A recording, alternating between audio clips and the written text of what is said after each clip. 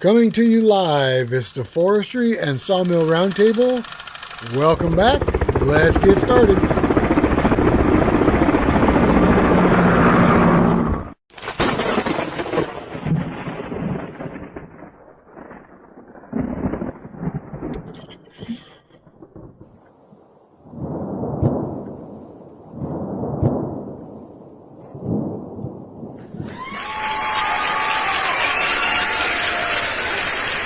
Live.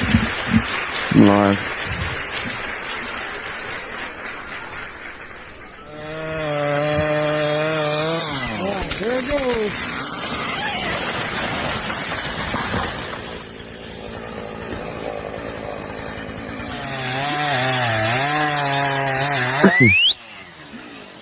Go! Go, go, go! Go!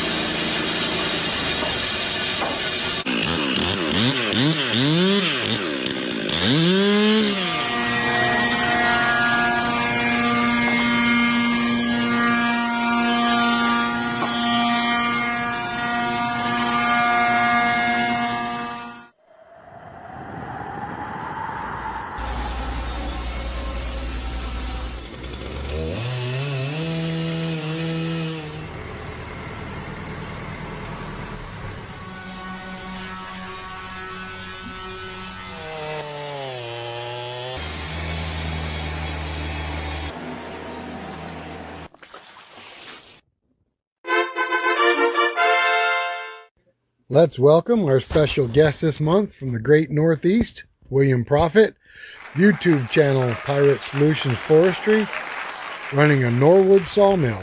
Get your questions ready, and let's welcome William Prophett.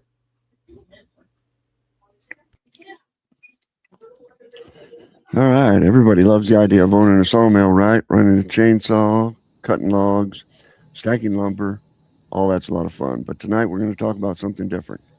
How the people in the wood industry actually make money from their chainsaws to furniture, from trees to paychecks. We're going to talk about the services that really pay the bills. Tonight on the Forestry and Sawmill Roundtable, we're talking about something that every logger and woodworker eventually asks, is how do I turn this into money? How do I make it in the wood industry? A lot of people love the idea of working in the woods. Did I already say that? Turning those skills into something that actually pays the bills. It's a whole different story tonight. We're joined by William Prophett from the YouTube channel Pirate Solutions Forestry. William's built his path through chainsaw training and forestry education and sawmilling, right? And custom woodworking. Turning knowledge and skills into real-world opportunity. Tonight we're going to talk about the real woodworking side of the wood industry. The equipment, the skills, and the services that actually bring in income from the stump to the finished product and everything in between. So if you ever wondered how people turn their time in the woods into real products, real paychecks, you're in the right place.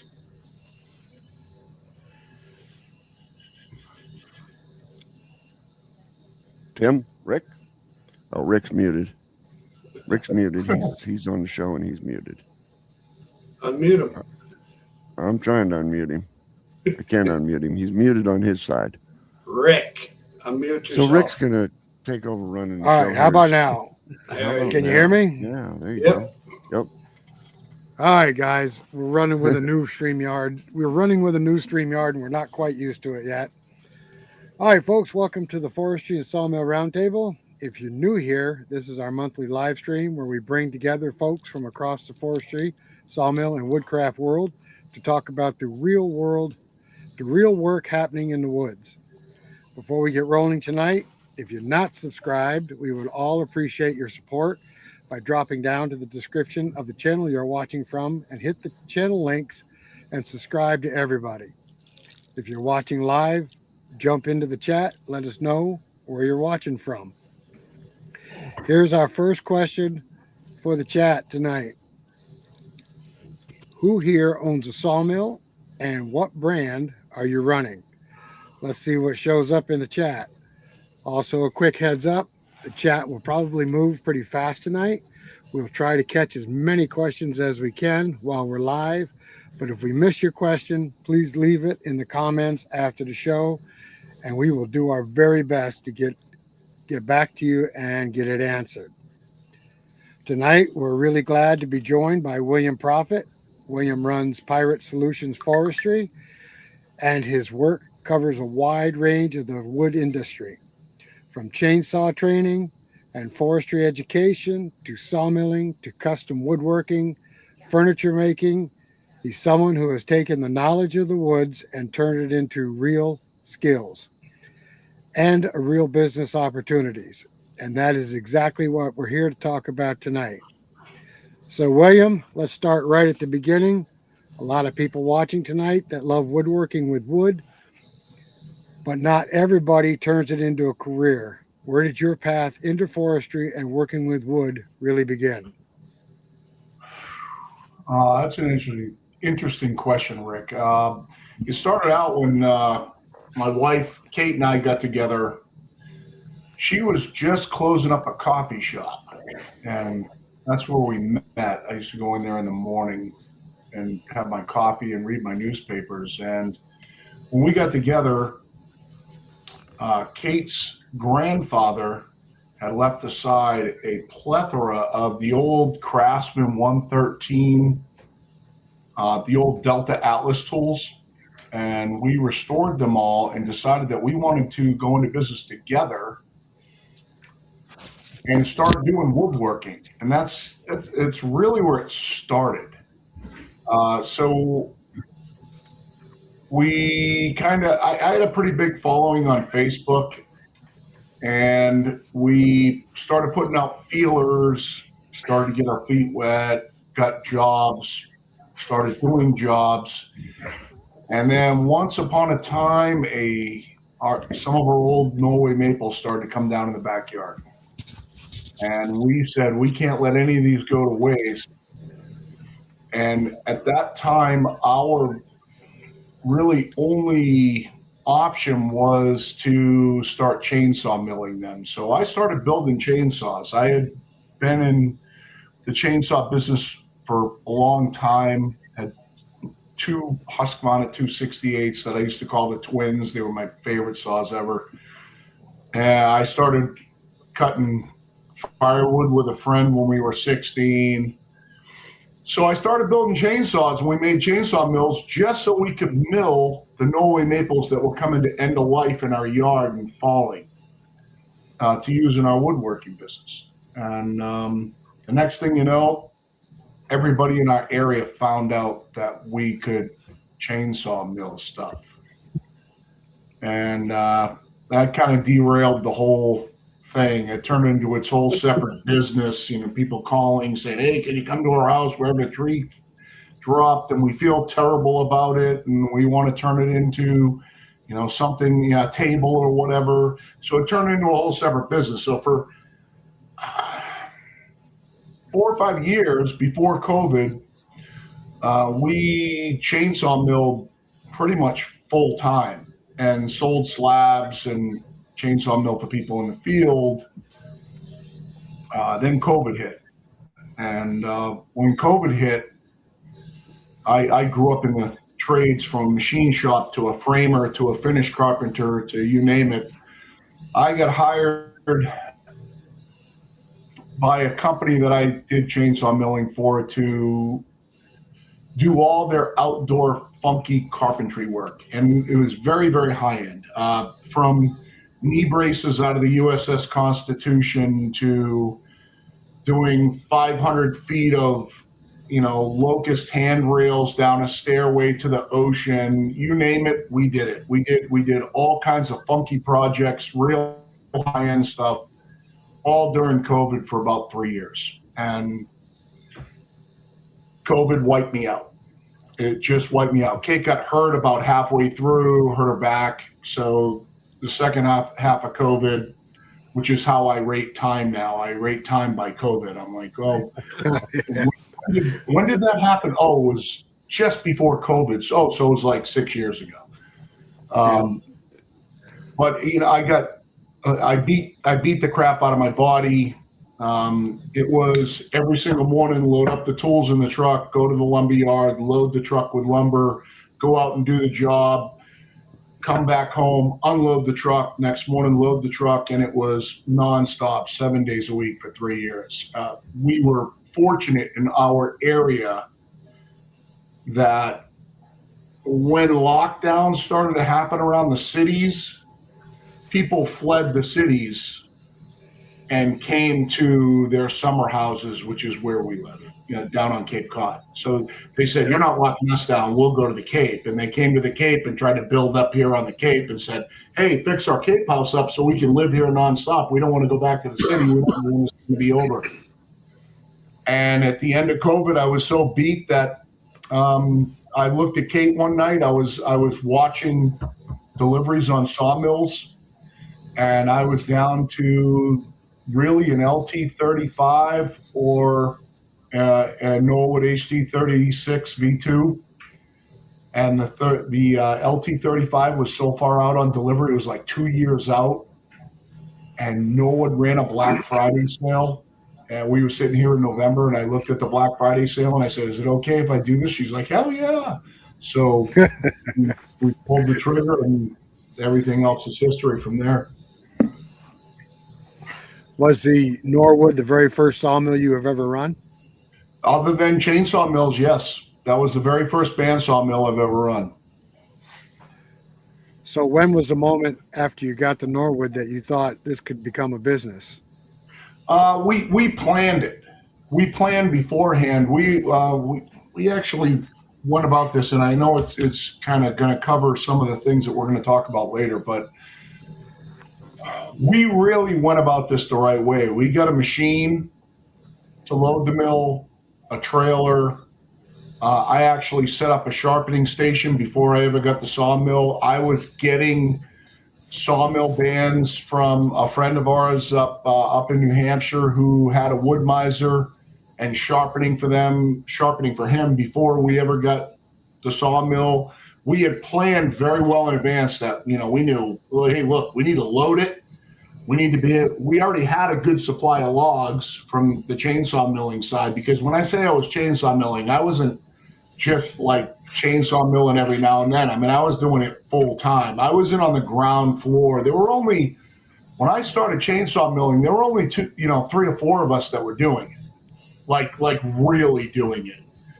And we were doing it full time. So our whole yard was log piles and slabs and everything when we got to Norwood. But I had to get away from the building side. And we went about it the right way. We took all the steps beforehand before we got the mill, and that made the transition much, much easier. Nice. All right, you guys out there in the audience, type tree in the chat if you've ever cut a tree down by yourself. I did that today. Does that include us or not? That first thing this morning. All right, give me a second here to look at the questions. Oh, If you guys got any questions out there, now's a good time to put it down, and they will pop it up there on the screen so you can see it. Chris said the video keeps timing out, but I show it's running good here. Everything on the back end looks good. I don't know. Chris, who are you watching it through? I can see. Oh, there it is. Wonder what channel he's watching it through. I don't know. I think it's on his end. My end looks good anyway. Streaming Yeah, looks ours good. seems to be doing good. Hey, Neil. Okay. Yeah, it looks All right, good. so, all right, William. So you said you've been messing with chainsaws for a long time. What's some of the mistakes you see beginners make with chainsaws? Let's see. I would say the first thing is that number one, they buy too small a saw and then try to ride it like it's a rented mule. Yep. The second thing is that, and even into tree services, I run into this all the time because I actually do people call me up and have me come over and do seminars for their workers on sharpening. Nobody knows how to sharpen. It's like it's the craziest thing I've ever seen in my life is how clueless people are about filing a chainsaw chain. I have no idea why.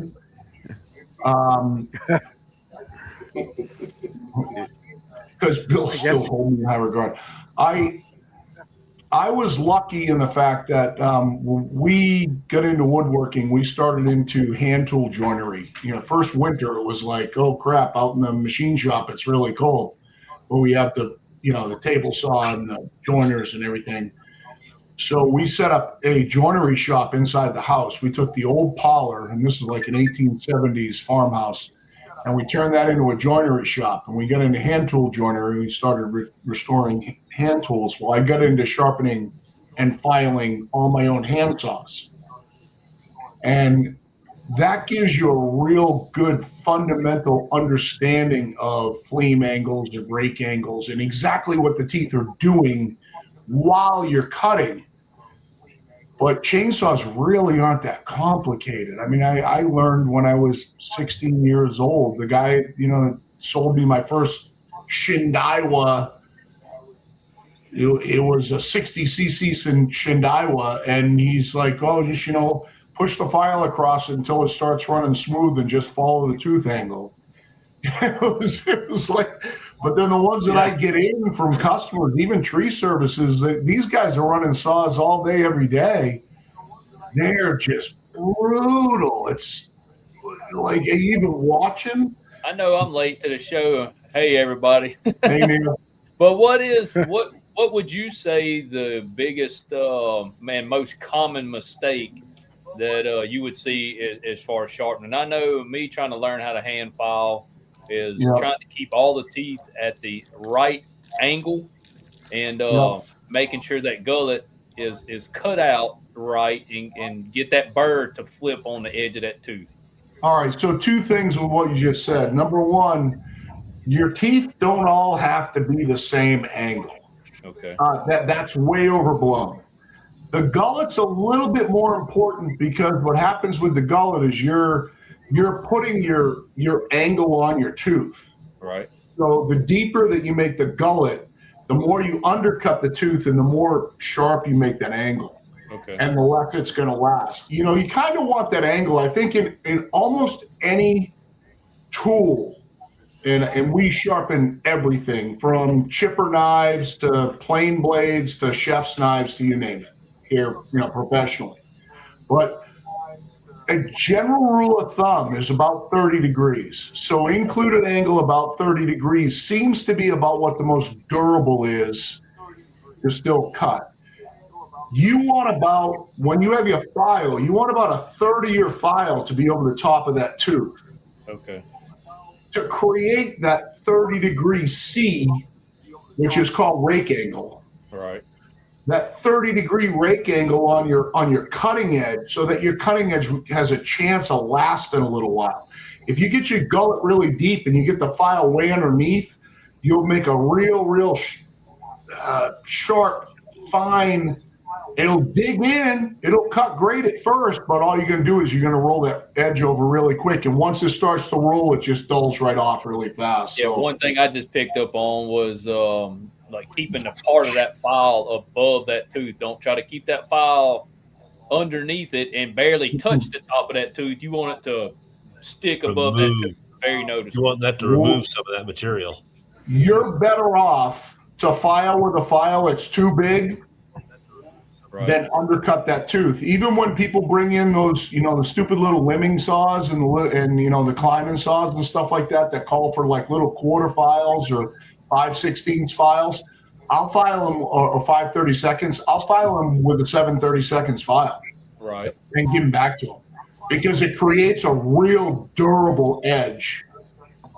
I've never gotten real good at sharpening with the hand file. I bought me one of those. Is it the Timberline or whatever locks on your bar and you keep that 30-degree angle? and it does fairly well. But most of the time, Mr. Robert, Mr. Robert sharpens everything known to man. I just bring it to him with my saw blade. Right. He's a treasure. We're lucky to be alive while he's around. Yeah, he's a trip now. Yep. As far as that, that fleam angle that you're talking about, the 30 degrees, which is called fleam, it's way overblown. It doesn't super matter. You can get that angle anything in between, let's say 15 to 30, and it's going to do its job. I mean, that all it is it's a shear angle as it goes through the wood to shear across the wood. You can, in my chainsaw milling, I file at 10. Right. And I can pull out one of my chainsaw mill saws and cross cut with it all day. I mean, even at 10 degrees, it'll still cross cut fine, perfectly fine. And I think there's also, I think, a misconception. There are a lot of people say, well, should I get a rip chain or should I get a regular chain? They're all the same chain, just filed at different angles. I know that sometimes when I've tried to hand file or a chain gets dull, when you cut and you get your bar about halfway in, that joker wants to it veers off and wants to bind everything up. That right there, that'll make a good man cuss. Yeah, right. That's a good test for how everything is in the entire system, because there's a lot more components than just the chain. I think the most important thing is I like to use a progressive raker gauge, which sets every raker drag, depth gauge, whatever you want to call it. I was kind of taught to call them drags, but I think raker is pretty universally, it's not a raker. When you take your rakers down, first of all, your rakers need to be at an angle like this. You don't take them off flat on the top. They need to be at an angle like this. A progressive gauge does a really good job at doing that. And also a progressive gauge sets every raker to every tooth. And a lot of the other raker gauges bridge across several teeth, and you stick your file in the 30,000 slot or the 25,000 slot, you file straight across. Those don't really do a good job. If you use a progressive raker gauge, it doesn't really matter if your chain's balanced. You don't have to count strokes on one side or the other. It doesn't matter if all your teeth are the same size. If you use a progressive raker gauge, all your teeth are taking the same bite, and they'll cut straight as long as your bar's in good shape and you don't have big burrs on your bars and your bar rails are like this or something like that. But I think a progressive raker gauge is a must. And your rakers are just as important as how sharp your teeth are. Oh, I would say easily yes. I think that the only thing that's going to really keep a saw from cutting, unless it's absolutely whooped, is if your rakers are too high. Period. Right.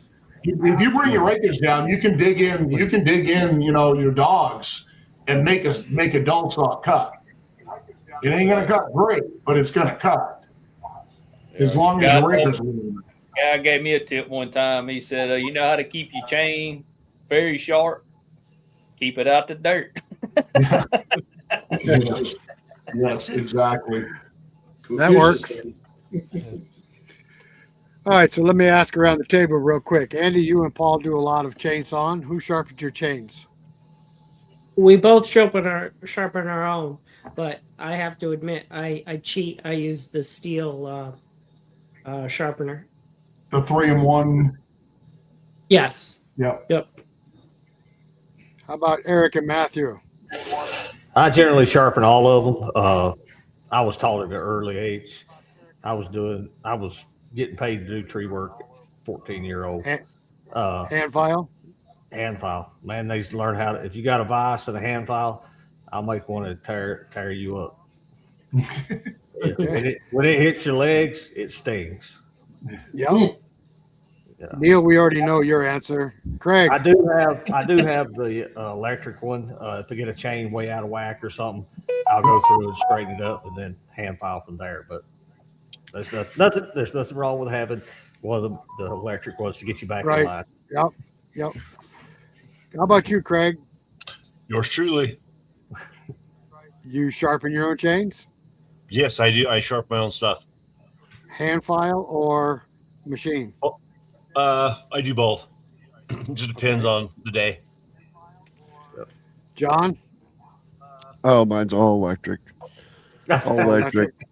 Yeah, absolutely. I hand file, and I'm the one that everybody's talking about how bad this guy hand files. That's me. I don't hand file.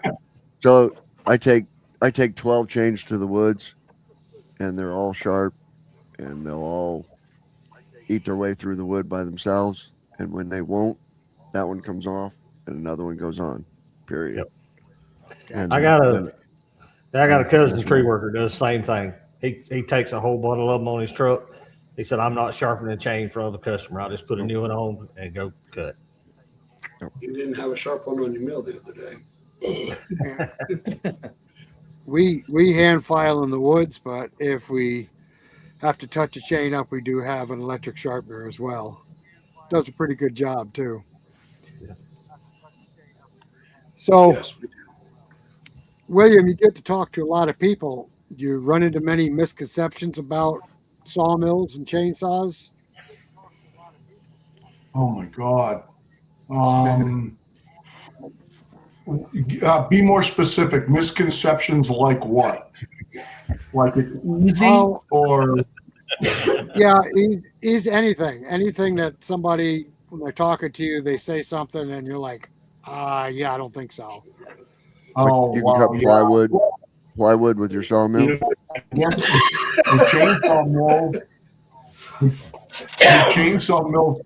I love to see the post where the guy's got the 12-foot pine log and he says it took 45 minutes to get through the cut and 3 tanks of fuel, and I do it 6.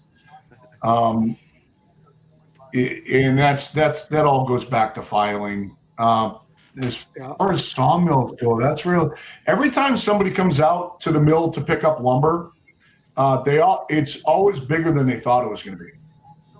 Unlike me, the sawmill's always like, they go, "Oh my God, this is really awesome. I didn't expect anything like this." I don't know what they did expect, but wow, misconceptions. I think one of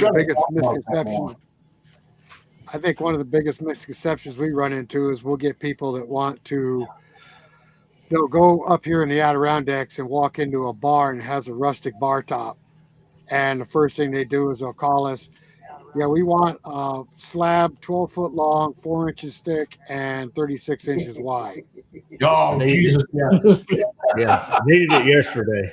And I want it made out of maple. Yeah. Yep. Now, I run into that because, with me, typically all I do is I either cut for myself or I cut for customers. I don't cut any stock. So my time on the sawmill every day is only cutting customer orders. The people that contact me for stuff that they want, just like you said, I get all I can't get it anywhere else impossible things on the request line every night. Well, can I get a 24 by 24 white oak beam that's 48 feet long? Can I get, I need a white oak slab that's 56 inches wide. I get that stuff all the time. They want it dry and they want it yesterday. Yep. And all the hardwoods, that's why I only want to concentrate on pine. I do cut hardwood yesterday, but I want to concentrate on pine because as far as the hardwoods goes, it's everybody asks for it. And then the first thing they say is, "Well, is it dry?" Yeah. Nope. Well, I think one of the biggest misconceptions we have is the size of a tree. We tell people you can't find a maple 56 inches in diameter to cut your slab. I said they don't come that big anymore. And we have a white pine tree that sits by our sawmill. And I asked him, I said, go over there and put your arms around that pine tree and tell me what the diameter of that pine tree is. And we get, oh, that's 48 inches easily. It's only a 28-inch pine tree. Yeah. But Exactly. they think it's massive, which it is massive, but it's not as big as they think it is. It's the old fisherman thing. It's the old, growing up as a fisherman, it's the old fisherman thing. If they say it weighed 10 pounds, it weighed 5. Yeah, but your Right. average bar is only 24 inches wide. So Yep, I don't know where exactly. they're 4 or 5 foot. And They'll then call have me it up four- and say, I 4 got a big inches tree thick. down. Do you want it? I say, well, how big is it? They'll say, oh, it's 30 inches around. You go over there, it's 15.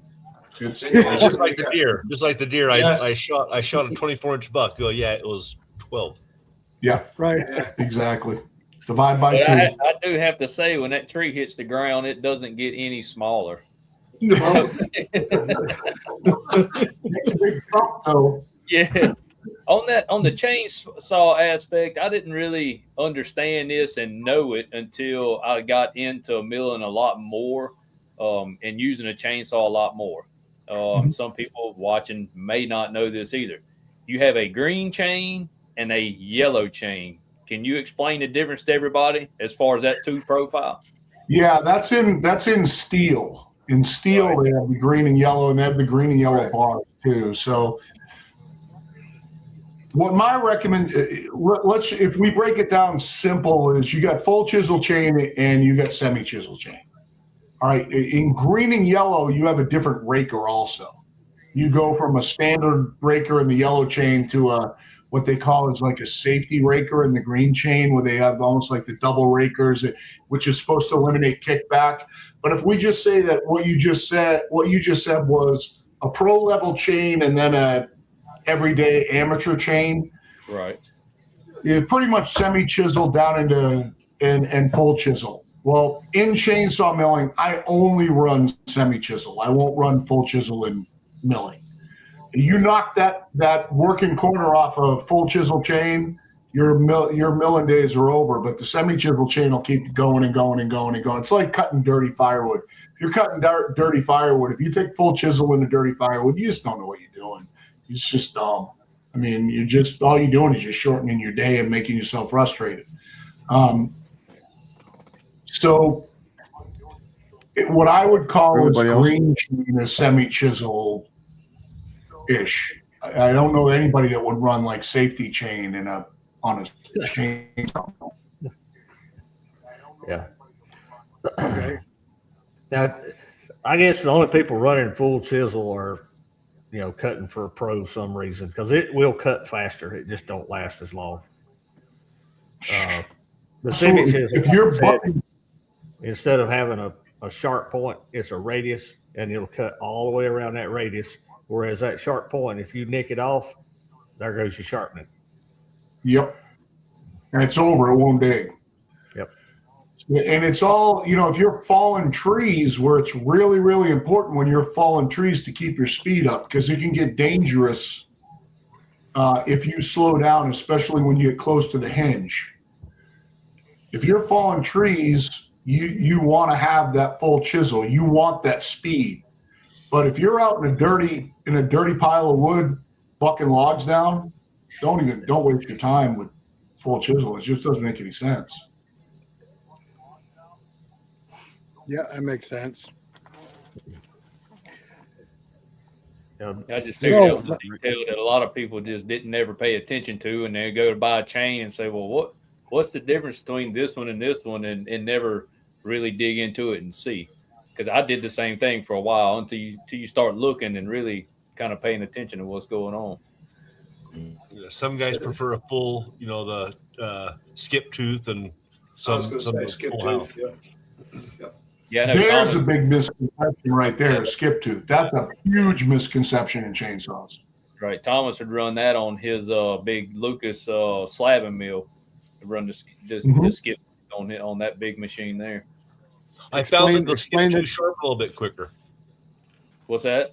The skip tooth sharpen a little bit quicker. Yeah, Yep. I guarantee it. Especially on a 60-something inch bar, 70-inch bar, whatever it was. Yeah, I got one. You don't want to sharpen it. It takes forever.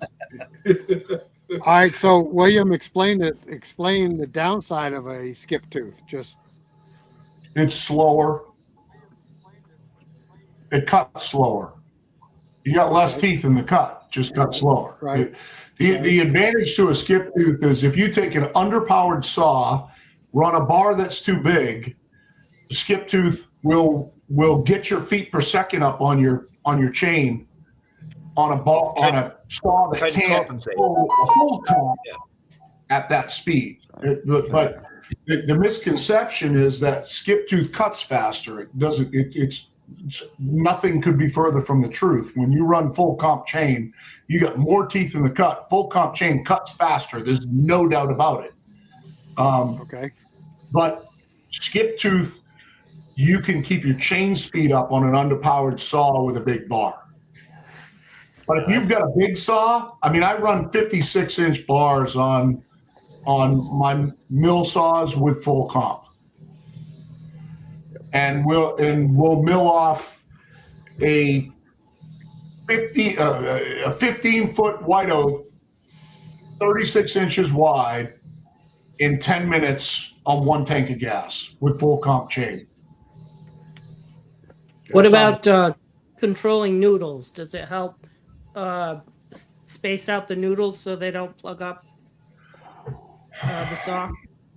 Well, when you're milling, you're not getting noodles because you're cutting across the end of the grain and not along the grain, so you're not getting noodles. But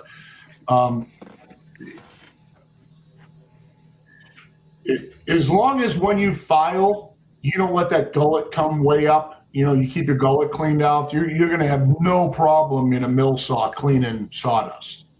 Gotcha. You just don't create enough. You're not creating enough speed. I mean, enough sawdust during the cut to cause a problem. Maybe if you got into real gummy wood, I've had that problem in like hemlock, in big hemlock. I'm talking about huge hemlock, cutting big hemlock slabs where they got big pitch pockets in them and stuff like that. You can kind of go up a chain like that. But other than that, if you're milling hardwood, you're never, ever going to have to worry about sawdust. It's so fine and it spits it out so fast. It's just not a concern. Yep. All right, so Go ahead. you've been messing with a chainsaw since you were a teenager. Do you remember back in the days when they had the bow saws? The bow chainsaws, they called it a bow saw. Sure, I know what they are. I've never used one though. I'm just curious, what was the purpose of it? I never owned one. They made them specifically for bucking logs in a log pile, and I don't know enough about them to know exactly why. It had something to do with to keep them from getting pinched. Okay. Yeah, I guess that could make sense. I don't know how it worked, but that's what they did. They didn't last that long, Maybe so they couldn't look at it. Yeah, it couldn't have been that good. Yeah, chainsaws have come a long way. Remember the old heavy-duty McCullochs? I grew up with one of them. You had to reach beside the bar and oil it. Yep. And we got big time. Had one that had a thumb oiler. Yep, those old home lights. I mean, all the ones I started with, you had to thumb oil them. Those old home lights, and they were great saws too. They really pulled like. Yeah, they were. Oh, we saw a lot of wood with it growing up. Dad had a couple of them, and your toolbox, you had chain, screwdriver, half-inch, 9/16 wrench, and a little bottle of gas because those things wouldn't crack if you did just a little bit in the carburetor. And we used to when I started selling firewood at 16, we were cutting 4-foot logs and hand splitting them in the woods and selling them in 4-foot lengths. That's how we sold firewood, was 4-footers. Wow, really? Hand loaded into the back of pickup trucks, sold everything in 4-foot lengths. Lord of mercy. Huh. I don't want to handle 4-foot firewood. Oh, that would tire you. That would tire you out by the end of the day. and hand split them in the woods. You know, just like you'd split a log, except hitting it on the side until it would start to crack, then throw a wedge in it, beat it, break it in half, throw it in the truck. I seen a guy on YouTube a while back. I've been thinking about adding a wood boiler, a hot water boiler. He had a monstrous one, and he'd put 2 or 3 logs on his tractor, go over there, and the hinge on that roof would roll back, and he'd just drop them right in the top and close back. like a nuke plant. 6 foot long logs. He'd just put them right in the top of the boiler, and the lid closed right back over. That's awesome. We had a place up in the Adirondacks with my ex that we had a cabin up in the Adirondacks, and we burned 4 foot round logs in the fireplace. Oh yeah, whole 4 foot round. Oh, y'all burn firewood up there? Yeah, Dad had a burn firewood. When I was growing up, Dad had a hot air furnace in the basement, and it had like an 18-inch door. But you split it down and it would go through that door. Yep. You didn't make little bitty pretty chunks. Whenever it was small enough to go in that door, that's when you stopped. That's what in. Yep. I got a stove going next to me right now. It's like summertime down here the last week or two. I will tell you, it was 85 degrees here today. Yeah, it's been hot. We got up to 40 today. If someone was out there looking to buy a chainsaw, what would you recommend on choosing as far as bar length goes? I mean, I have my opinion on bar length and how your chain. Somebody who knows how to run a saw, or somebody who's a newbie. What is that number? Maybe. I mean, you could touch a little bit on either one, but as far as long as chain stays sharp, or what, I guess it depends on what you're cutting. I mean, maybe dig into that a little bit. Yeah, I think I've kind of changed my opinion on that over the years. I started out really running 20s all the time as a kid, and up until I started chainsaw milling, and then that went like crazy. But I always ran a 20. Now I always run a 25. So if somebody said to me, let's say it was a guy on a tree crew, hey, Billy, I want to go down, I want to buy my own saw. What length bar do you think I should get? I'd say a 25. I think that's a good middle of the road bar. If it's a newbie, first of all, I'll tell them to get an electric one. I'd tell them to stick with 18. Right. Something around there. Your toes are further away. Yeah. And with the 25, I mean, I really I used to like running the 36 all the time because for 3 years, all I ran was a 36 every day. I never ran a small saw unless I was just bucking limbs off of something that I was milling. But I ran 36 90% of the time. And even when I was cutting firewood, I would just cut with the 36. And man, I'll tell you what, you get used to it after a while. It's nice to stand up and buck with a 36. That's one good thing about a long bar. Another one, on my opinion, on that long bar, my theory is on it is you got a longer chain. It has to make less passes, revolutions through that log to cut the log. So your chain can stay sharper longer with a longer bar if you're staying out of the dirt, of course. Yes. Yeah. And if you hit something, you're only hitting it with a smaller portion of the chain.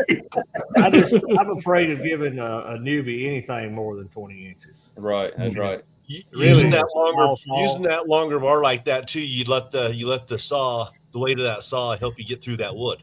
Yeah, you're always cutting with the tip too. Yeah. The 2 saws that I keep here in the sawmill, I will never let a new person touch either one of them. That 500i, they got no business ever touching it. It's a hot saw on top of being a 500i. And then I got a 545 Pro Husky, and that thing is a monster in a small package. That's not it's not a beginner learning saw. Now I got an 029 here. Learn on that. Hello, Russ. Welcome to the show. There's Russ. Well, I got to say, Eric, that the chainsaw I have on my mill, anybody can use it who wants to, but nobody wants to. It's an old. It's an old. You got that old green go-go on there, right? Have you? Yeah, purple too. It's a 25-year-old wild thing. I had one of them years ago, and I didn't buy it. I found it in a dumpster. Somebody knocked the chain off it, couldn't fix it, just threw it in the dumpster. And I brought it home, and my 3 kids, they used it when we were sawing firewood, one of them little bitty go greens or whatever. Yeah. Wild We thing. both got the wild thing, and you can't kill them damn things. I swear. I have one up in a We've barn. run them over. We've hit them with other chainsaws. Drop trees on them. You just can't kill the damn things. We try. Well, I've thrown it. I've thrown it out in the woods and gone back and got it a week later.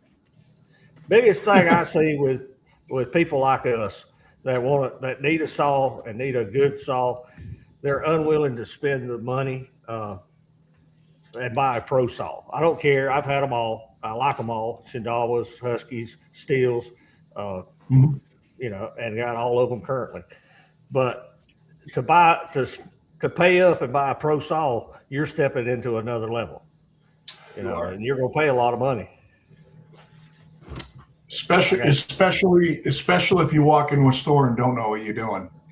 Oh yeah. Because you can get talked up pretty quick. If I was going to go down into my steel dealership right now and buy it, just buy a saw off the rack, they got some 365s in there, Huskies.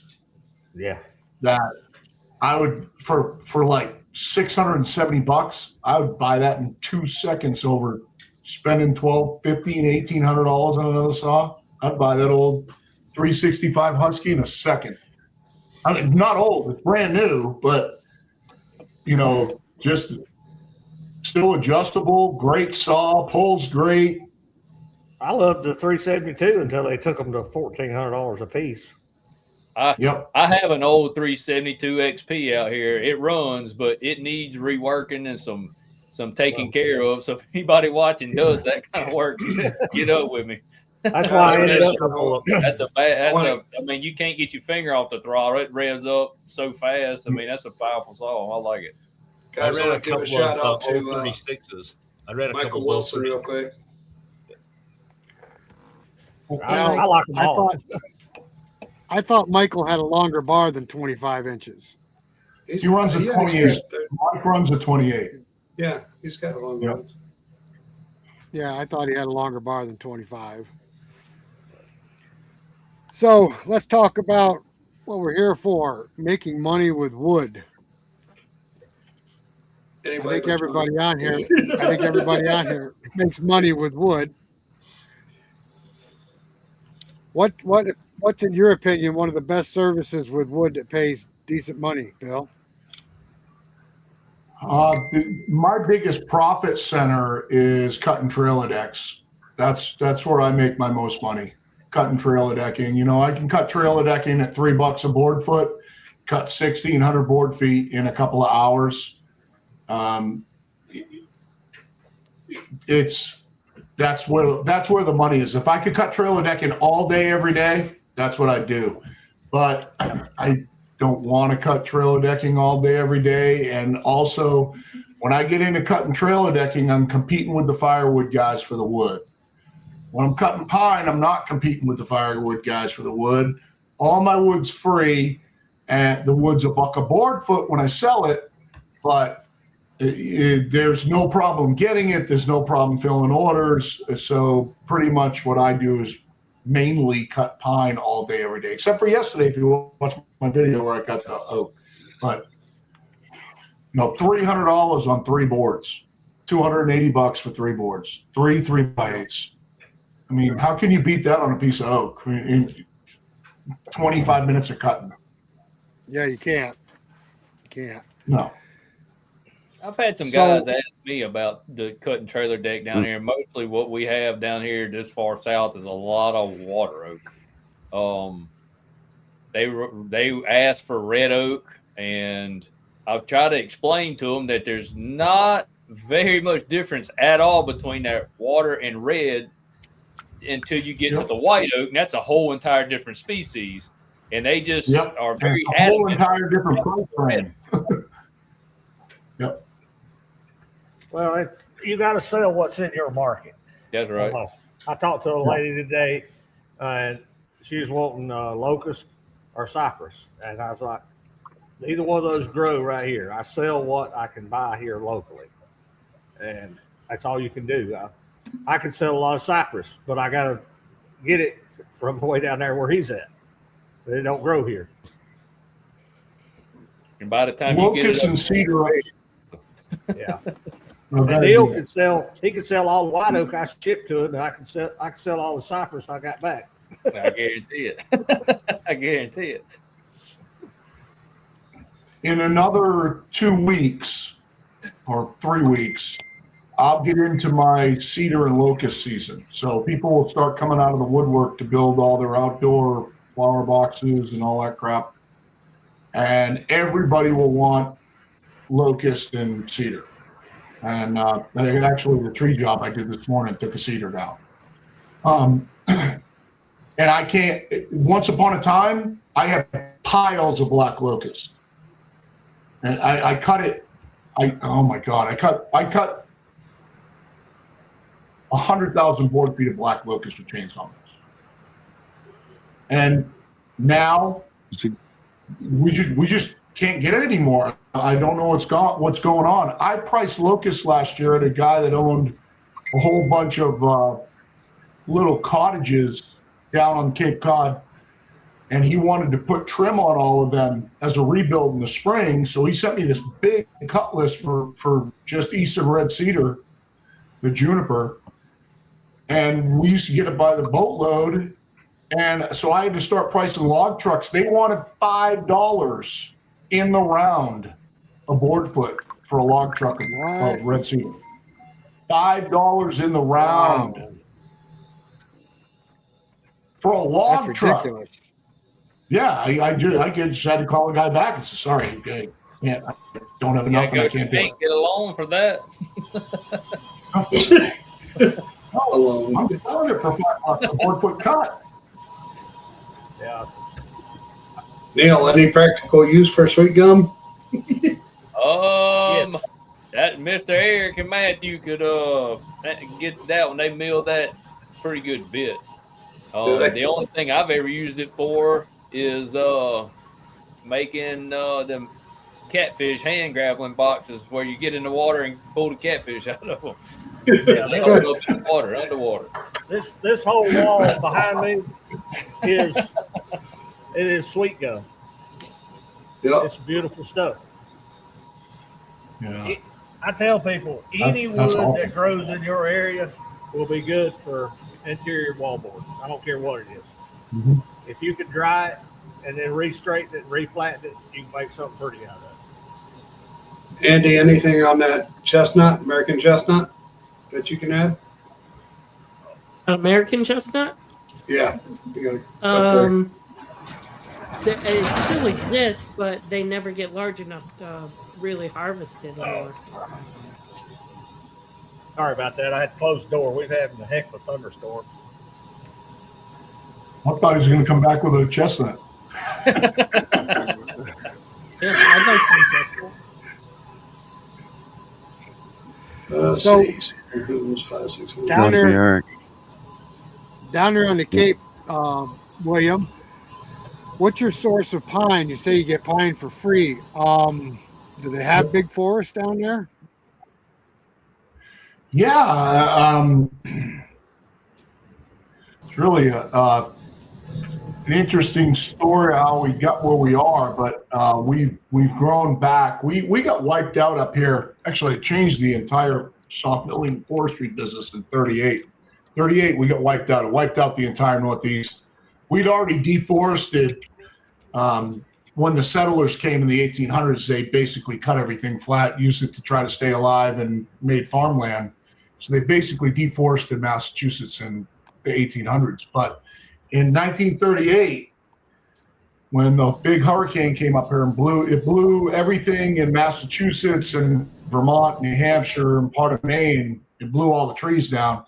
The government had to step in and start their own forestry control program, because what was going to happen was when all the wood that got blown down got cut up and hit the lumber market, it was going to crash the lumber market in the United States. So the government came in and basically commandeered the Northeast and set up lumber sawmill camps all over the Northeast and hired tens of thousands of men and women both to run the sawmill camps. They just had to go and live there to cut the lumber, and then they took all the lumber and they stored it and they kept it out of the market so it didn't crash the market.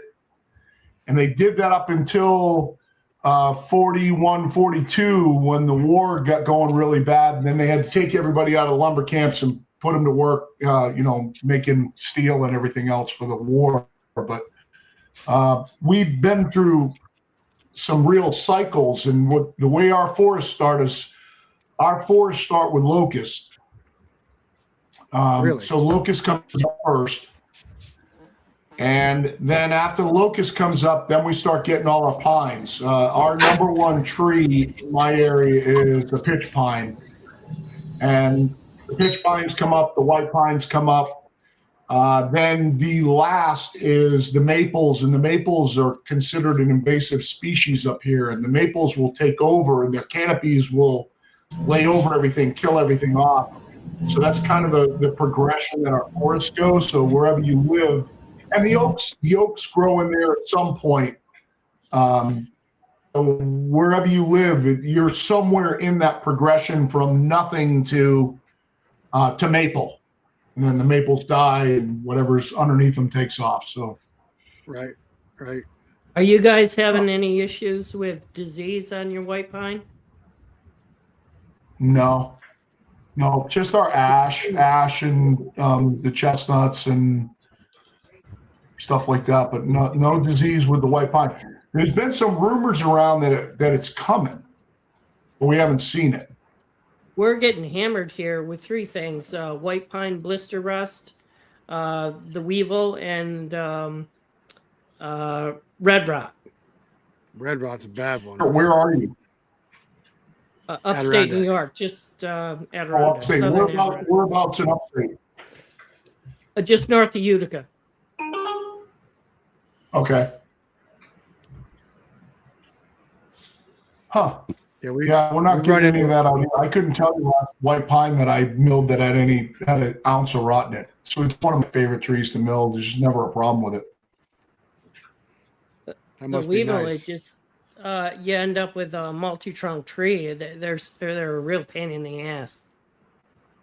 Like getting cat faces in them and then they split off or something like that, or They come in and they kill the main leader towards the top, and then the tree. You know how white pine will respond when they lose that leader. More than one of the side shoots will try to take over, and then you end up with a multi-leader tree, and it screws everything up. yeah, we very rarely see a multi-liter white pine here. Very, very rarely. They grow really straight, really big. Once We're not that the far away tree's from above each a certain height, they won't bother it. But all our younger white pine, they've been weeviled. Wow. I think white pine is one of my favorite woods to cut, other than the pitch that comes out of it. Yeah, all we have down here, but we've been running 95% pine plantations. It's just the pine beetles. Yeah. They'll get in a stand, and you can get quiet in there, and you'll hear them chewing on the trees while they're standing. I've been in some cabins where you can go to bed at night and you can hear them chewing on the wood in the cabin. Yeah, if you got some logs laying in the yard, you go flip some bark and get plenty of fishing bait. Yeah, you're right. And big larvae, they'd be as big as your thumb. Big white ones. Yeah. I hate them things. The birds around my sawmill, they know when I'm cutting. They'll all come land on the mill while I'm cutting and all around it, and they'll land on my log deck out there. and eating all the bugs and the worms that's falling out on the ground. They love when I'm out there milling every day. Sounds like Our my neighbor- magpies out here. What's that? My magpies do the same thing. Oh, out do here. they? Yeah. Our neighbor tends bees, and every time we mill, the bees will come over and get on the lumber. You must be getting sugars out of there somehow. Yeah, Yeah. he said that wormy pine makes nice lumber. There's a lot of times you cut that older log, and I'll do it on some of my wood, let it sit for a little while, bark slipping, and you cut it, and you'll get them little bitty pinholes all in that pine wood, and it's black around it, and it Yep. adds a tremendous amount of character to that wood, and only time can do that. Yeah, I have woodpecker damage in my spruce that does the exact same thing. Really? Yeah, worming Yeah. white pine sells good around here. Yeah. Now, we had a question about making money. Now we all do this, so we all know. But tell our people how you figured out from the beginning. What can I do? What can I sell in my market? Because mine's different than yours. To make a living, because it don't happen organically. You have to work at it. Absolutely. Yeah, I'm a bad example of this because I took a big step backwards. I took a big step backwards from building out in the field financially to sawing full time. Matter of fact, I had another bit. I used to sell seafood too in the morning. I'd be home by 9:30 in the morning every morning. Hey guys. And I closed that down. Hey, I hate to interrupt here, but I gotta go. I got neighbors. Something's on fire over there, so Oh, I'll shit. be back, or maybe I won't. But All right, I gotta John. go. All right. Later. God bless, John. Good job. So my sawmill was what I would say is a soft retirement from being out in the field. Yeah. So I don't go at it like I'm trying to make $1,000 or $5,000 a day. So I'm a bad example of that.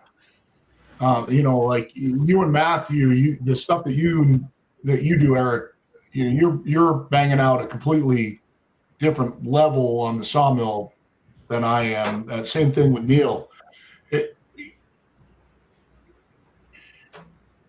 My business model is very, very unique because now that Norwood has latched on to me and made me an international ambassador, to where I travel, go to all the shows and run the sawmills for them at all the lumber shows and everything. And they take really good care of me. Well, not only does Norwood take really good care of me, not only do I own my machinery and my truck and my sawmill, but I get all my logs for free. So I have very, very little cost in what I do. Every log, when I mill a log, if I make $180 off that log, it's $180. Minus the fuel that I throw in the sawmill. That's a very, very unique business model. That is, I'm extremely lucky to be in that position. And see, I have a little advantage like that also. I'm real good friends with some land clearers down here and have access to some fairly cheap lumber logs, and they're just going to burn them. And most of the time they'll haul them for just a little fuel money for their equipment, or call me, hey, come get these, because it's not worth for them to haul it, or you know what I mean? And it keeps your overhead way down, and that's really the goal of all of it, is keep your overhead down and try to make the other end go up. Yep, I've got probably 20 chainsaws. I just gave one of my tree guys, my main guy, I just gave him a Hypo 100cc saw. Yeah. Just gave it to him. Just here, you take care of me. Use this, because you had an 881. And his guys don't like to run it for a stump saw because it's too heavy. I'm like, here, we'll run this bitch. You're gonna believe this, or you put this in the wood. And now they don't want to run it. I don't care what market you in. Tree guys are your best friends. Yep. Loggers are good, don't get me wrong, but you got to buy such a volume from them. Your tree guys, they're in the yards every day. Tree guys and graders find me the best trees, especially when they're going in and clearing a little 1 acre lot that hadn't had a tree cut on it in 100 years. Yep. Yeah, you'll get some beautiful stuff. Now these yard trees, there's no value in them, but when they're trimming an old 100-year-old white oak and they start topping it and figure out it's got a little rod in it, bring that thing on. That's a good one, you know. So guys, when do you know when to go from hobby milling to full time? Anybody? Yeah, when your job can't handle what you're doing on the side. They told me you're gonna have to quit. I said, yeah, you're right. I quit. See you. 100%. I'm a prime example of a side hustle and a hobby that got way out of hand. That's kind of where I'm growing too, because I'm steadily upgrading all the time, and it's getting there. That's the beauty of Wood Miser, Norwood, Timber King, all these sawmills that are mobile. A guy with a little money in his 30s or 40s can buy one of those mills and pay for it, and go out and hobby saw once a weekend, twice a weekend, a month, and make enough money until he gets sawdust in his blood, and then his hobby turned, into an obsession. Yep. And not everybody does, because I'm sure all you guys are on Marketplace, and you'll see all these mills for sale that people bought and wanted to get where we're at. But it takes time, takes a lot of work, takes a lot of effort. And buying a sawmill is just the beginning of the money. That's only part of all the equipment that you need. Not to mention the physical demands as well. Oh yeah. Yeah, you go work. There is no sawmill made. Even my 70 with electronic controls, I still shuffle wood. Matthew shuffles wood. We handle wood all day. It's kind of therapeutic though to come home and run the mill and get away from all the noise, just to cut wood. Get away by yourself and cut. I ain't got my earbuds. Put your earbuds in and just saw. And just cut. Yep. Enjoy it. Till something goes whang. Now, Craig, you work by yourself most of the time, right? Yeah, I do. You probably work harder than all of us. He does. He just won't admit it. He's cutting all that dry wood out there in Utah. He's always putting in ceilings. I got the easy life, huh? I know when you text me or you message me in the morning, I know what time it is out there. You get up early as hell. You just don't know. I got my coffee. I'm looking at 7 o'clock. I'm like, wait a second, it's like 5 o'clock out where he is. What's he doing up this early? Craig doesn't sleep. I got buddies in Mississippi. You can text me at 5:30. I'll wake you up, Craig. My wife will come out and she'll say, "Is that Neil again?" I call him. I say, "Golly, he's 2 hours behind me. That joker's asleep." Hello, I'm just getting my coffee pot going. Yeah, exactly. Oh man. All right, so I heard Bill mention that you cut some wood for the Constitution. I worked on surfaced and repaired some knee braces from the Constitution. A guy that hired me to do ridiculous, crazy, organic, high-end building for him bought seven knee braces out of the Constitution that were at auction from the Navy Yard. And then he, in turn, wanted to sell them as, I guess, the best thing that they turned into was outside tables on your deck, 18, 24 inches thick, 10,000 pounds, huge, mostly live oak. And what I had to do was I had to surface them and finish them so that they would look nice, so they weren't in their rough form. And actually did a lot of that with hand planes. And I made some great hand plane videos, hand planing those Constitution knee braces. And we had to do some epoxy work on them. Some have been around in the Navy shipyard for a long time and actually had some voids in them and things like that. But that was a neat project. They got some super secret epoxy that they put them, because they laminate them together. They used to use white oak, but then they used all the white oak in the United States, except for Gary, Indiana. And then they went over to the live oak, started using up the live oak, and they laminate the knee braces together. So they're like 1 inch thick by like 24 inches wide laminate pieces that are pressed into these knee brace shapes, big, huge curves, and then the super secret epoxy. So I actually had to talk to the Navy about how I could, what I had to use for PPE when it came down to like sanding them and stuff like that, which if somebody didn't tell me to do that, I would have never known. I would have just been sanding away. But they're like, hey, you got to talk to this girl. She's the specialist on what's the epoxy. And she was like, you got to really, really wear a mask with this stuff. This stuff's nasty. I can't tell you what's in it, but it's really nasty, nasty stuff. So that's why I hand plane most of them. I was like, hell, I'll hand plane them. That's some super strong stuff made out of live oak. Yeah, Rick, sure. you want to take that question? We got a question on there about buying logs. Guys, that's an open-ended question. It's something you're going to have to figure out for your area. There's several things you're going to need to know. The guys that are selling logs, what are their options? Do they have commercial mills they can haul it to? Do they have pulp mills, chip mills, or do they have more sawyers like you that they can haul it to? And you need to know what a pulp mill's paying versus a production sawmill. And you want to kind of be somewhere in the middle there, depending on size, length, quality, species.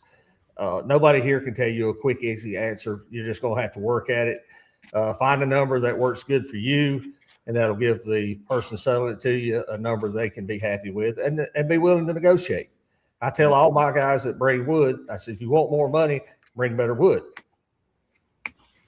And as far as the pine goes, I buy down here when they ask me if I want to load a log or whatever, and ask them will they haul it. Yeah, sure, I'll haul it, and then ask them at first, what is it worth you to haul it to me?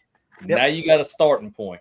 And of course, you want to negotiate and try to get the price as cheap as you can get it, but as long as the two parties are satisfied and you're not paying some crazy astronomical price, I don't deal with hardwoods down here. Well, at all. I find graders are your best value because they're in there to move dirt, put in a driveway, put in a basement, and do some finish grading. And the logs, the stumps, the brush, all that crap is just something they got to deal with. And if you'll tell them, hey, anytime you get logs, you just want to dump them on the yard, they'll come and dump them on the yard just to get them off their truck, get them off their job. I work with a guy running heavy equipment, a track hoe and a dozer, and we're just finishing my brother's place. Had to just dug a 3-acre pond and then cleared another 6 acres for another friend of ours. So just every time you go home, just haul a load of logs with you. Yeah, and I tell my tree guys, I said, hey guys, if you're on a 1-tree job and you don't want to carry your chipper, throw all the brush in the truck, take your skid steer, throw the logs on top, drop it off out here in the yard, and I'll throw the brush in my burn hole and deal with the logs. It helps them out and it helps you out. You see Suncoast right there. I had to throw that up there, Neil. I know you did. That's who I'm working with. But we're kind of lucky here. We have a stump dump about a mile away.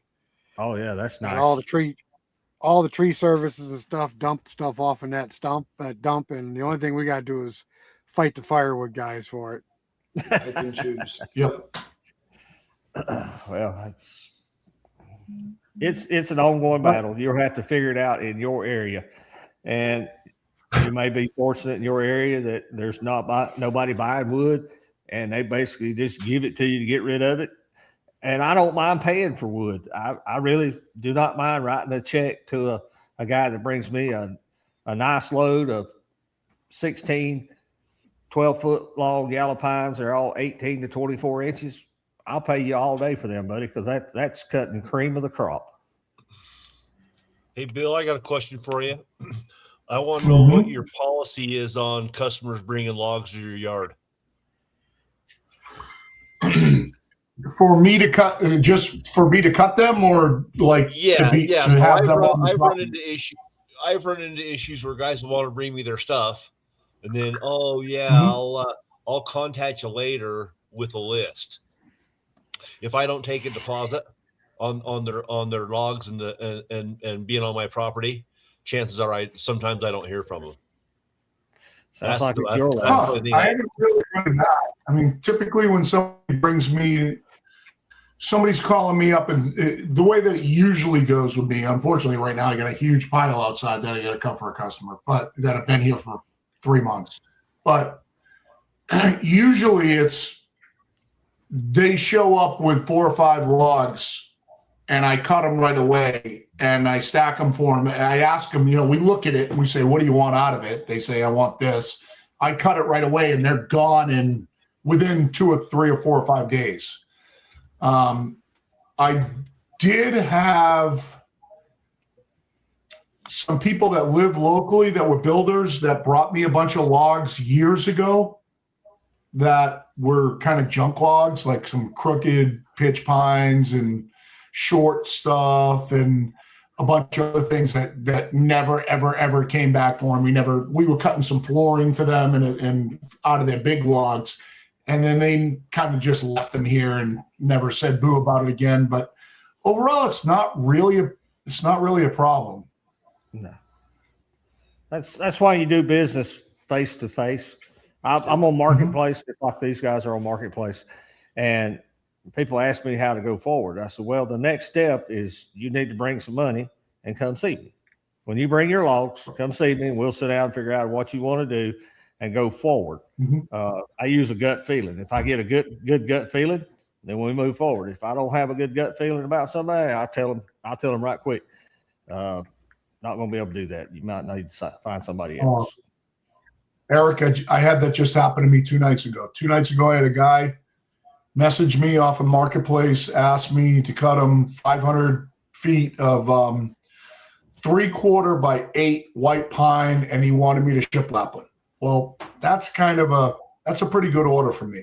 It's probably going to be $1,000 order, because it's going to be after I shiplap, it'll end up being $2 a board foot, so it doubles the price for me. So it's $1,000 order, and get it done pretty quick. So he's all ready to go. I said, when do you need it by? He said, I don't need it to the end of April.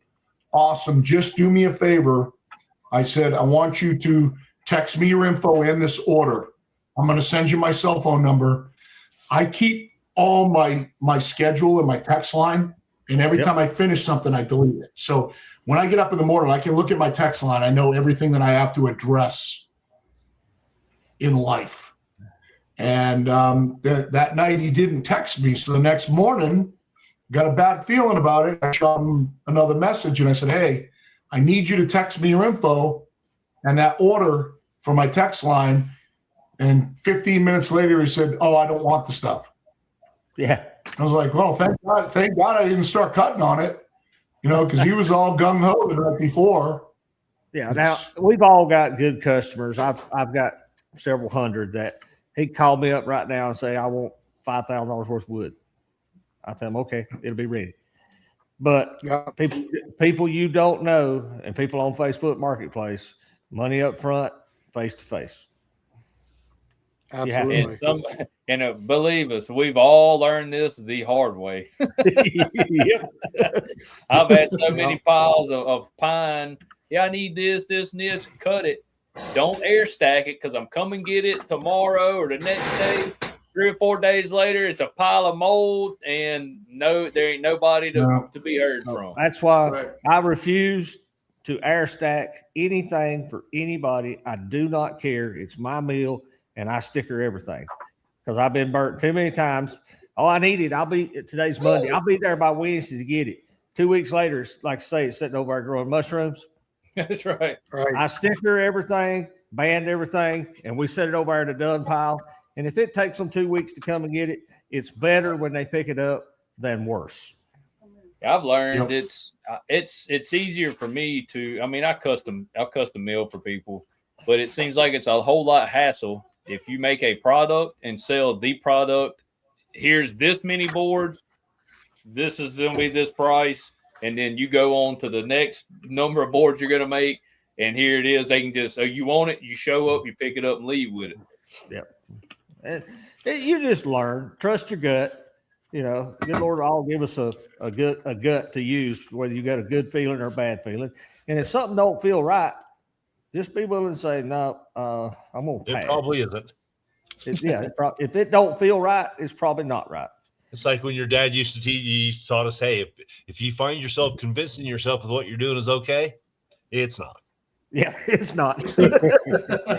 It's simple old wisdom. Yeah, you got to kind of get into a really weird situation where it's going to cost you though. So you've got to be something where I'm wasting a high dollar log. You know, if somebody's just like, if that guy asked me to cut 1x8 pine and I cut 500 board feet and he said, I don't want it, that's nothing. Not really you sell 1x8 pine, all day you did it. Yeah, But if somebody tells me they want a 16-foot white oak, 2x10s, and I waste a white oak log on 2x10s at 16 foot long, that's a different story altogether because you might never sell 2x10 white oak boards again. Exactly. I did a big white oak timber frame for a contractor a month or so back. Called me out of the blue, and first thing I asked him, I said, "You tried to get this somewhere else?" He said, "Yeah, I've tried everybody. There won't nobody do it." I said, "I'll do it." I said, "You're not going to like the price." And he sent me a list, and I sent him a price for it, and he said, "What do you need to do?" I said, "You need to bring half of that total I give you, and come see me." Cool. And a week went by, and he didn't show up. And he called me a half towards the end of the next week. He said, "Man, I forgot to bring you that money back." I said, "Well, I didn't forget, and I hadn't sawed those logs either." That's what we do. One thing I learned too. He come by, wrote that check out. It cleared the bank. We did the work. He picked it up, wrote the other half of that check. Everything was good, but I got to cover my own rear end because all that timber frame stuff is just wasted white oak because I won't need it again. And one thing that I've learned, and y'all might have too, you don't really want to price yourself cheaper than everybody because you do not want every job. No.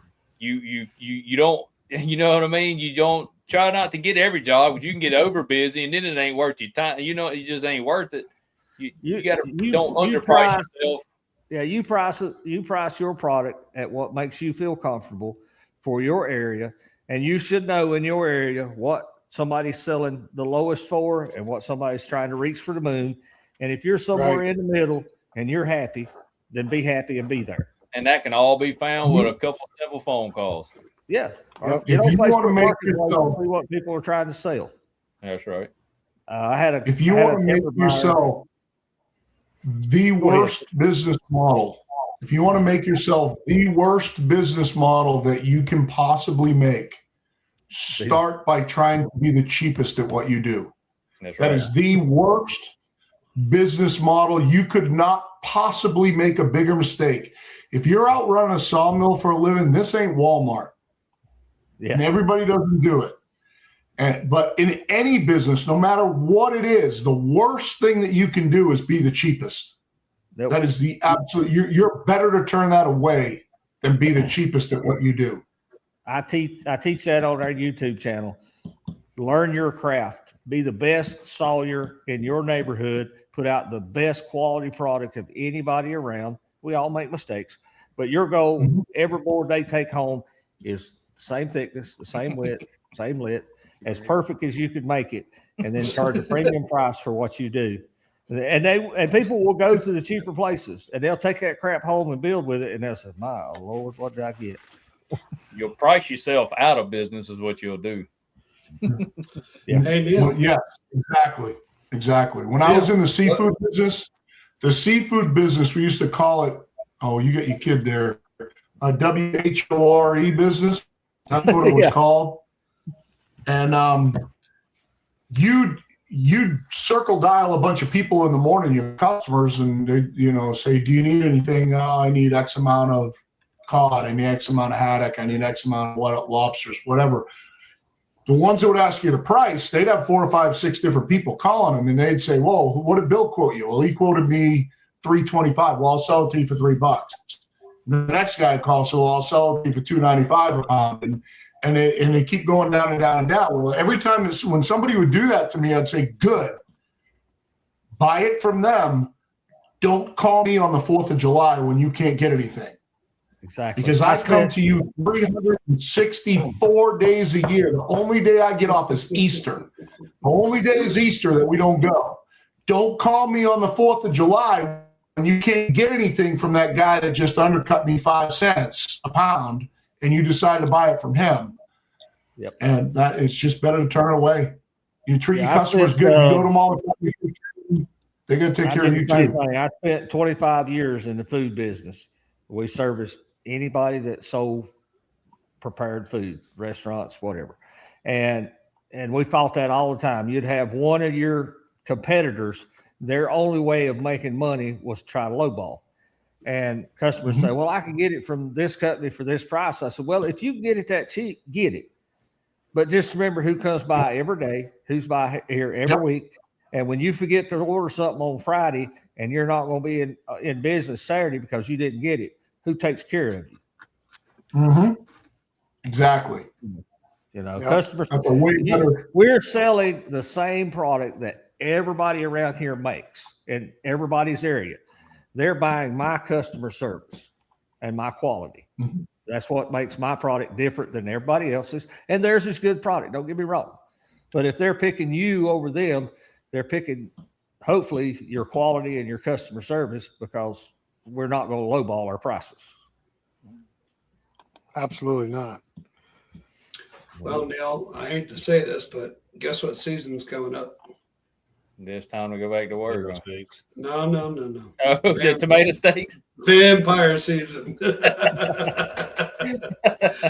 Still want to wring your neck. I just finished cutting how many this year? I just finished cutting 10,000. Wow. Well, I just got a ding from Marketplace about 20 minutes ago, Tim. Guy wants to know if we still have tomato steaks. Got 4 bundles out there right now. And how many do we have? 4 bundles. 200. Better get to making some. Well, as soon as the snow gets off the trees, we might be able to.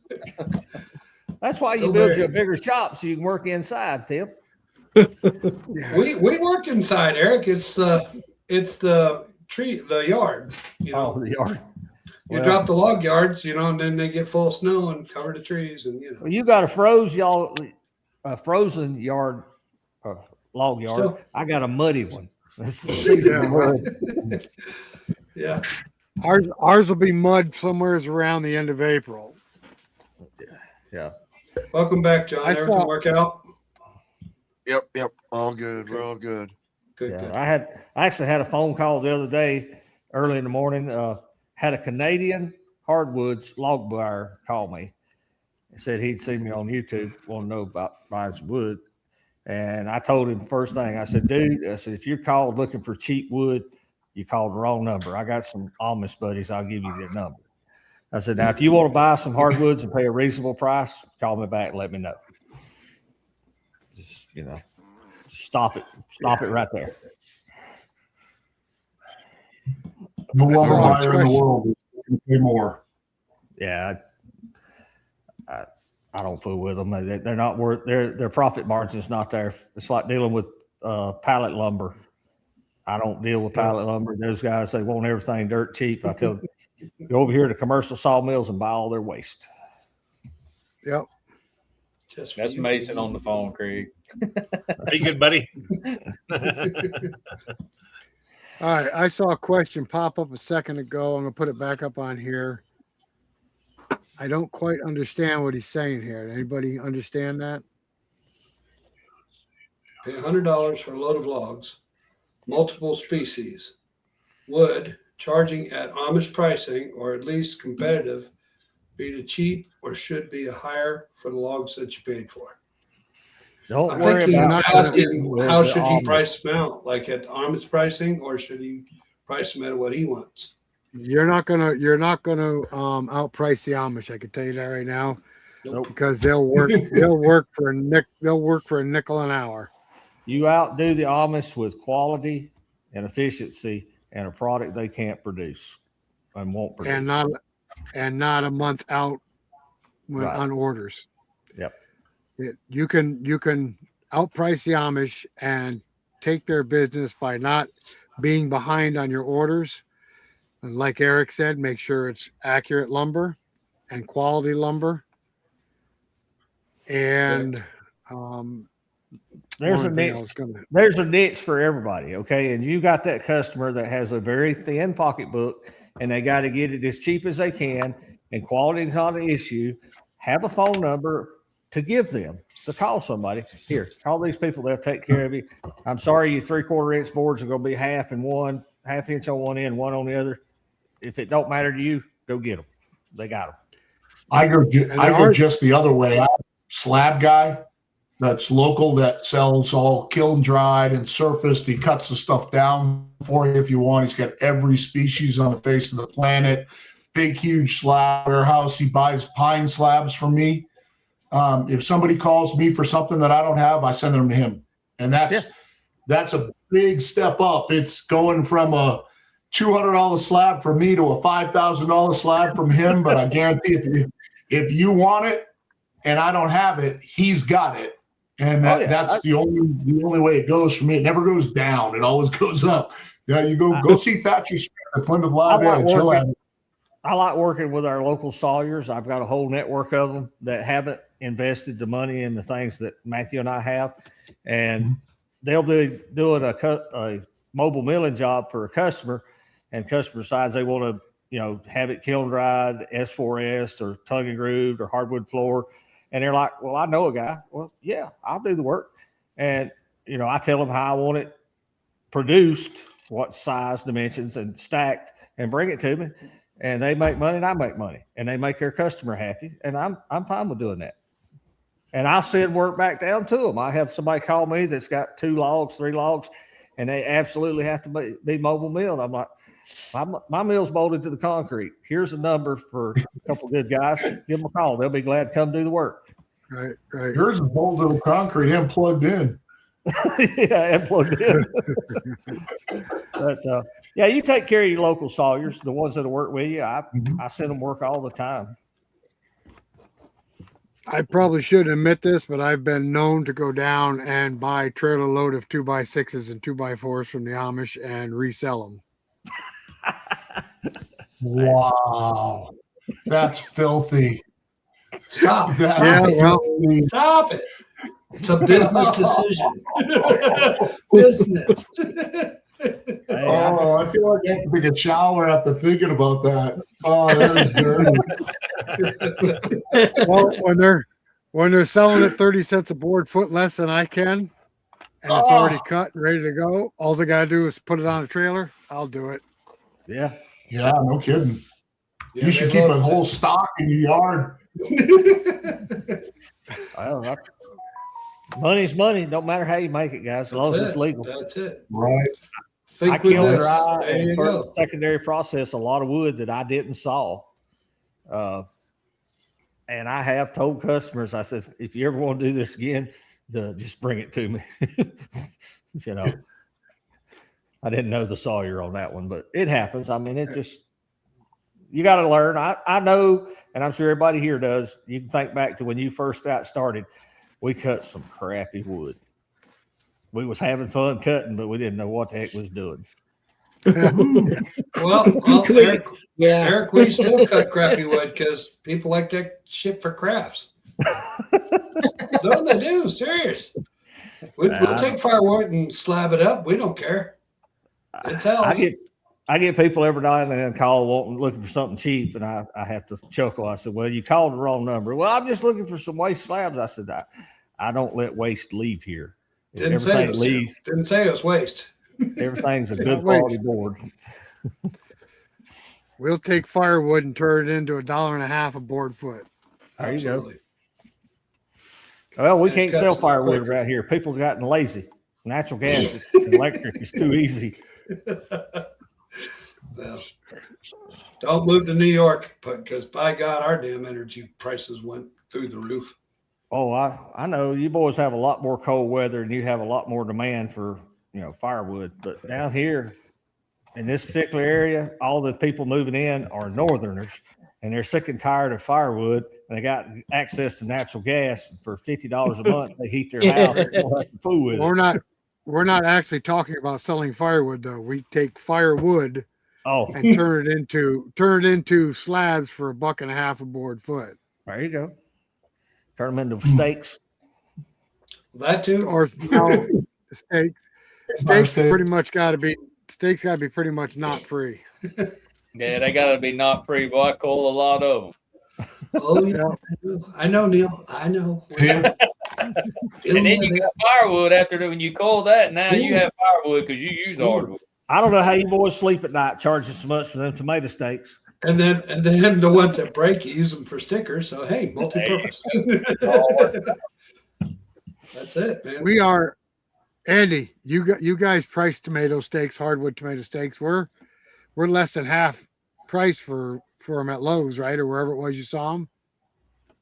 I haven't bought a steak in years. No, but you guys sent us a picture of tomato. Paul priced them at Holland Pat Nagway. Actually, it's a co-op. It's a dairy co-op locally. That's where he got the price from. Do you remember what the price was on a 4-foot steak? Remember, Paul? It's what ours is. I think he's looking for the photo. Yeah, I think we like charge $5 about or $6 or something. I think we charge about half of what the big box stores are getting for steaks. That sounds It was about right, yeah. $6 a steak. Yeah. 6-pack for You get 6 footer, yeah. The steak 6 footer. anything $15 else. at Lowe's. Neil, what do you charge? $2, 5 right? foot for $2.99. No, I'm just Southern okay. Yellow Pine. Square. I don't have to point anything or anything like that. I get right at $1 board foot. It comes out to $1. 50 cents a piece. Yeah, we get $4 board foot for ours. So Yeah, ours Yeah, is pretty close to $4 a board foot. I'm just pine, and like I say, he used it. Sometimes he gets 2 years out of them, but I mean it's between 10 and 20,000 every January. He puts the order in. They don't have to sharpen them down there. They don't have to play in the fields. What he does. I mean, it's a lot of red clay and stuff they farm in. But they turn their water systems on in the fields to that because everything's already planted, and they use the plastic and the irrigation in the under the plastic. So they'll go in there and turn the water on for a day or two and soften the ground and go hammer them in. yeah, He told me that just the other day. I was like, how do you drive these things square in this hard dirt? And he's like, well, that's what we do. And it works out fine for them. What are you cutting? Inch by inch or? 1 1/8 by 1 1/8. It's just cutting stickers. Yeah, that's right. But what We're I doing usually do, he likes them 5/4 by 5/4. long. So I get a 15-foot log and cut it, stand it on the edge, and cut it all again, and then chop it twice with my chainsaw, and then count them and put them in the rack, band them, and haul them off. Oh, I'd cut them for that kind of money. Yeah. Like I say, you just take a log up there and cut it down 1 1/8 slabs, turn it up, and just And right 1 to the 1/8 bottom. again. And sometimes they get a little wild. You get some tension where one wants to pop and knock oh them yeah, over. those are fun. You stop and go ahead and chop them, count them, and then continue cutting on down. Yeah. Watch them curve and good go money. through them. I was thinking about doing that with my short oak. Any oak short logs, cut them into steaks. You won't be sorry. Yeah, you might be sorry. I know, but I might be on the verge of starting a firewood business. So I gotta wait. And I get a buddy making his way this way from somewhere else in the world, and as soon as he gets here, might be starting a firewood business. So that's You're going gonna to do be it with real. a firewood processor, I hope. We're going to see. You're going to be a very interesting dynamic between us. He's going through some transition in life, so we're going to see what happens. So are you getting a roommate too and a partner? Well, he lives in his truck, so I don't think that he's gonna. He might want to come in and take a shower every now and then, but he's probably just going to want me to clear him a little place out back somewhere in the woods. You put his truck, and he'll be fine. Oh Lord. Yeah, Yep. Russ, if you get into those hardwood steaks, you are not going to regret it, or you might. I don't know. Now, let We me got ask it. you guys this on those hardwood steaks. Are you selling them to homeowners, or are you selling more towards the commercial market? Because around here, Well, we got we- no commercial market. Well, it's been a little bit of both. We put it on marketplace as tomato steaks, and we sold a lot of those steaks as tomato steaks, but then we got hit with landscapers, construction companies. They all want hardwood steaks and nobody sells them. And then in the fall, we got hit with snowmobile clubs wanting them for signage. Oh, did So- you have to make them longer for the snow pack? 6 foot. We 6 foot. we make them six. They're all 6 foot. That's And that's a good market up there for you guys. I mean, the market my- snowmobile trails has got to be something that happens a lot. Oh, Lord, yeah, Well, quite a bit. we never. I told Tim if we sell 500 steaks, we'll be golden. And we sold 500 steaks on the first sale. Yeah. Oh, Rick, Lord. how do you sharpen them? He's got a We video. built- You need to watch it. Yes, we made our own sharpener. It may not be OSHA approved, but it works. Well, It just a definitely hand is do it. OSHA approved. There's Come on, a Eric. there's a company out there called Lumberjack Tools. They sell tenon tools and steak sharpener tools, and then you can buy an adapter so you can either put them on an electric motor or you can use them in a big 1/2-inch drill. 5/8 We shaft. mounted ours. We mounted ours on 3 horsepower gasoline motors, and Nice. they work. TP Harbor Freight. They work great. I think there's an endless business opportunity for steaks. I mean, when you speak of steaks, it's not just tomato steaks. It's like No. you say, landscaping. You got guys Yeah. that form concrete that always use steaks. I mean, Yep. construction Yep. guys, which they most of the time cut their own. The highway people use them for the fencing and stuff. Yeah, you have the silt fence. When they clear land, the government requires you to put a silt fence up for runoff to stop that. Exactly. Waterway or something. I mean, there's endless business opportunity for that if that's the direction you wanted to go. I'd hate to know how many tomato steaks I've made as stickers over the years, and they've just gone away. Hundreds of thousands of them. Just Well, it stacking shocked it shocked us because Hudson Forest Equipment sells a steak sharpener, and they told us there's a market in it, and I'm like, okay, yeah, maybe. And then Neil last year was talking about cutting 10,000 steaks. So I I cut said, well, 20,000 last year. I said, so well, let's try it. Let's try it. If we sell 500 steaks, we'll be ahead. Well, 500 was the first order, and it didn't slow down until the snow fell. How do you package those to put them on somebody's truck? Do you put them on a pallet or a skid or something? Oh, for me, Yeah. Hand load.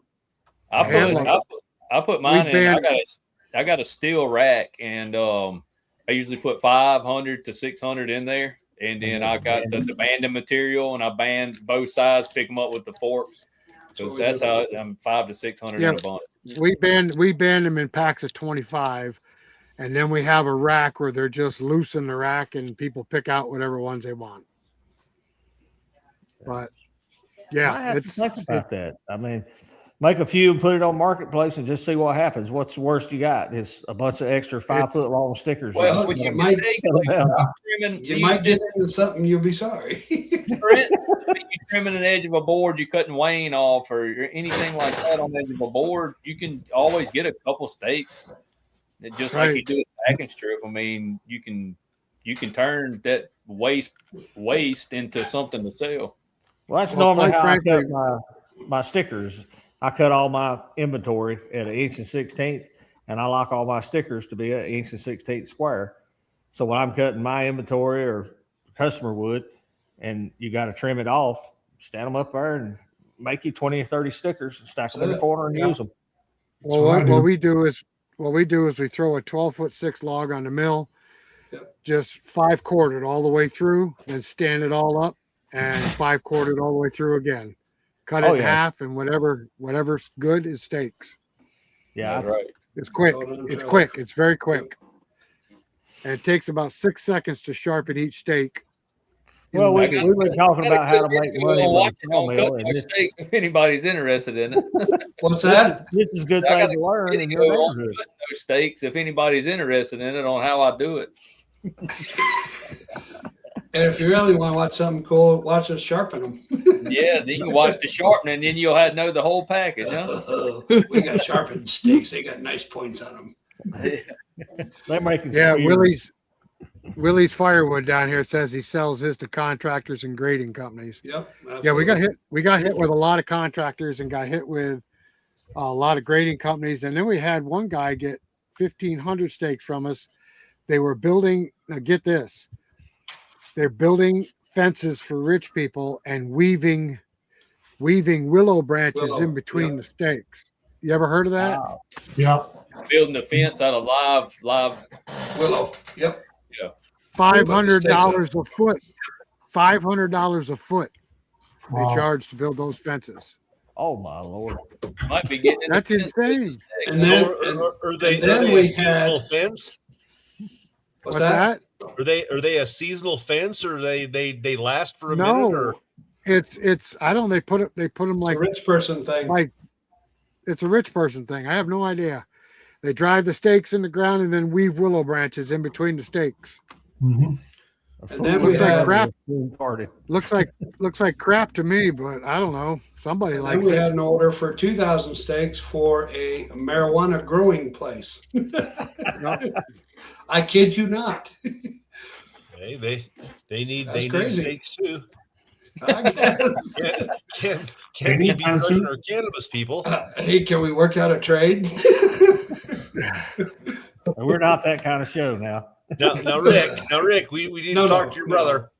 No. I'm just joking. Yeah, I know. He I'm spent not 10 minutes joking. with the guy. And he spent 10 minutes with the guy. Next time he wants to give him the steaks. I'm like, what's the matter with you? No. Negative, Ghost Rider. I wouldn't give nothing away. Well, maybe Better some not. I thought you said trade. things.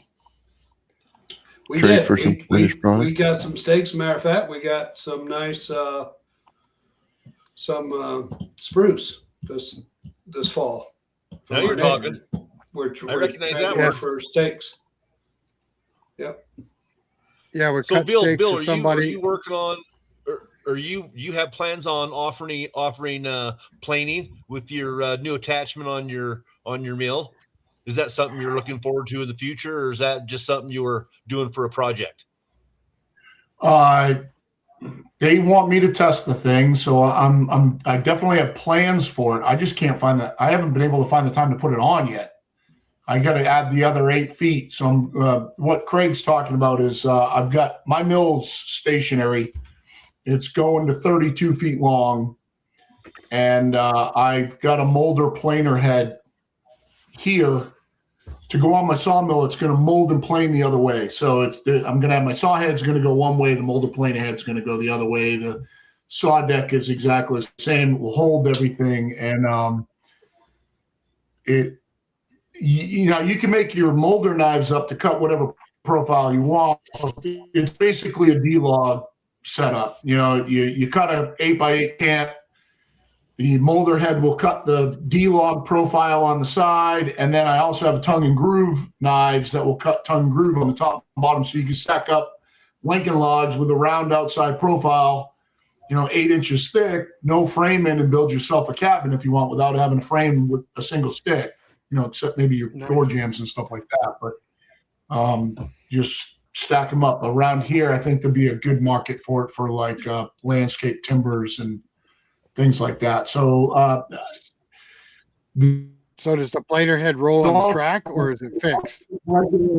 Plane flat too, and you can plane flat, 16 inches wide, but you could also move it so you could plane your full deck wide. So whatever you can cut for your deck width, which on mine is 31, I could plane 31 wide if I kept step over, like slabs.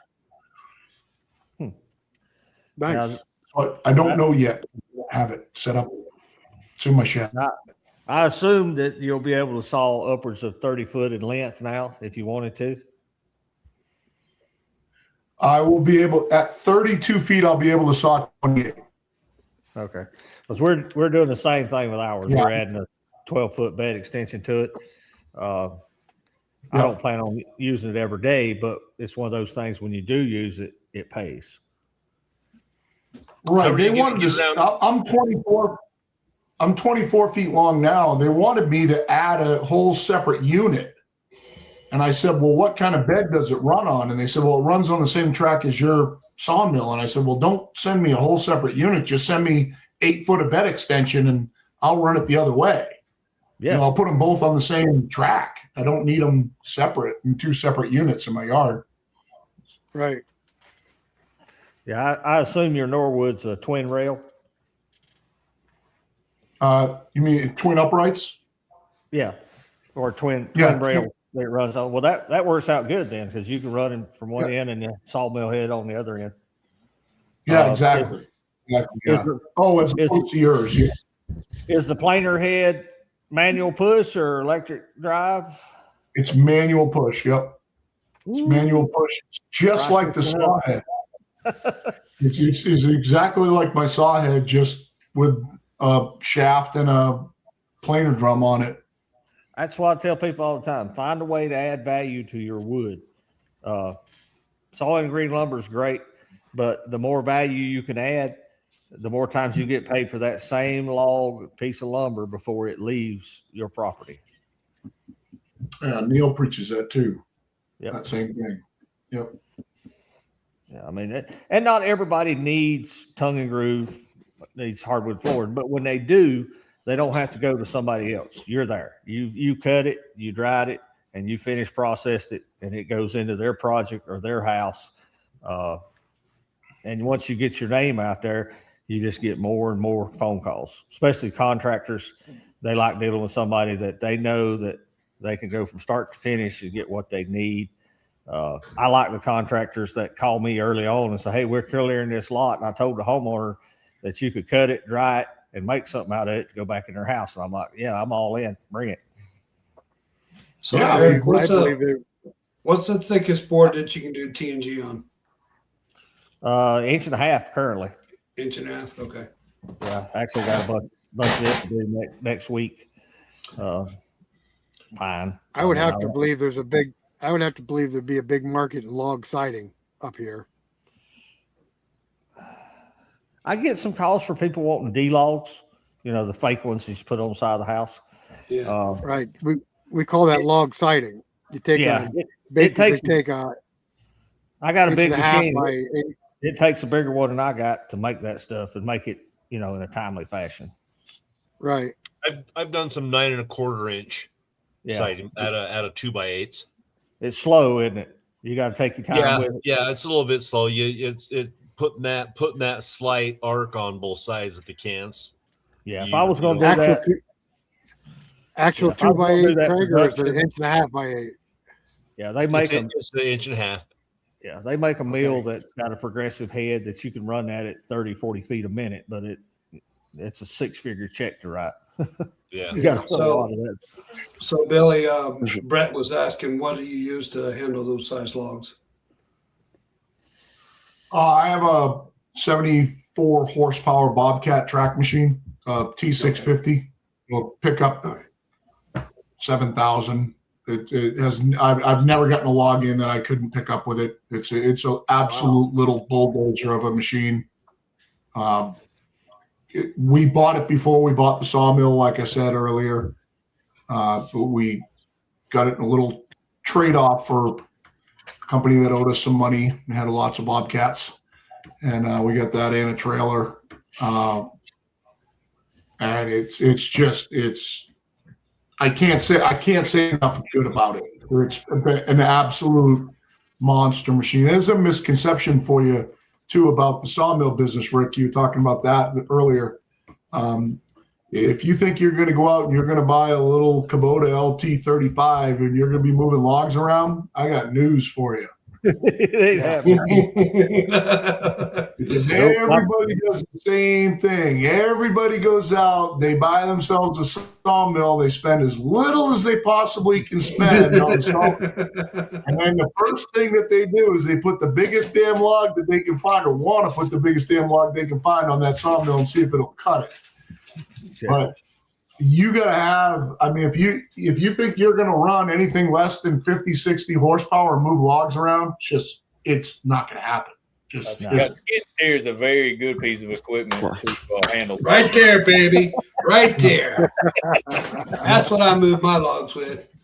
I used to tug them around behind the pickup truck when I went to chainsaw milling. You know, I used to tug them around behind the pickup truck and chainsaw mill them up. I get a little crane in the back of the pickup that I had that winch them into the back of the truck. You know, the slabs that were 4 feet wide by 4 inches thick. And but the sawmill, getting logs up on the sawmill and getting them out of log piles and everything else. You know, they're not always the one in the front. No, the log I agree. Need might be 10 logs deep. You know, it's the best one's always in the bottom and the back. on the bottom. Exactly. What would you suggest? You're not going to move logs. What would you suggest for Russ on that question, Bill? On he's one of my firewood buddies that's gotten into finding out how fun milling is versus how much he can actually make out of it. He wants to start subsidizing his plow truck. He wants to stop pushing snow and start cutting wood instead. Can't say I blame him for that. Yeah, he's told me he's been looking at the LT50, but I don't think he's actually decided. Yeah, he's got the monster, doesn't he, Craig? Yeah, he's got that green. Green monster. It's out of Canada. Yeah, whatever. I thought that was hydraulic. I thought he said that was hydraulic. No, it's a manual mill. Oh, What part's kicking his ass? I think just the how much traction he's getting with it. Now that he started, he's getting a bunch of people that are knocking his door down. Oh, good. So just kicking his ass being busy. Yeah, I think so. Being the manual mill, I think that's how I'm reading that. And by talking, you can do anything with a manual mill if you got a little bit of finesse. Yeah. Oh, they are. They're making. I'm talking about. You could put drives and stuff on them. Yeah. You could put feeds on them and stuff. But a hydraulic mill is so much more efficient and faster. Yeah. No ways about it. Having started as a manual and then put hydraulics on my mill, I would never want to go back. Absolutely not. And he can sell that green monster. He can probably get what he paid for it and just upgrade to an LT35 or something like that. And if he wants to be serious, get a hydraulic mill. Yeah, if he's getting his butt kicked and he's got all this work, that should be a no-brainer. Yeah. But Craig, were you talking about for a machine or for a sawmill? For a sawmill. Oh yeah, I mean, an LT35 would be a huge upgrade for him, and they're not that much money. Yeah, like I said, he does a firewood business, so he's got equipment to handle stuff. I think they have a track hoe. They just put a claw on, and then he's got a wheel loader. Yeah, you can buy a brand new bunch of equipment. You can buy a brand new LT35 with less than 200 hours for 30 or under right now. They're all over marketplace. Yep, 100%. Yeah. And if you're doing any kind of work, that's a very small investment for what you're going to gain.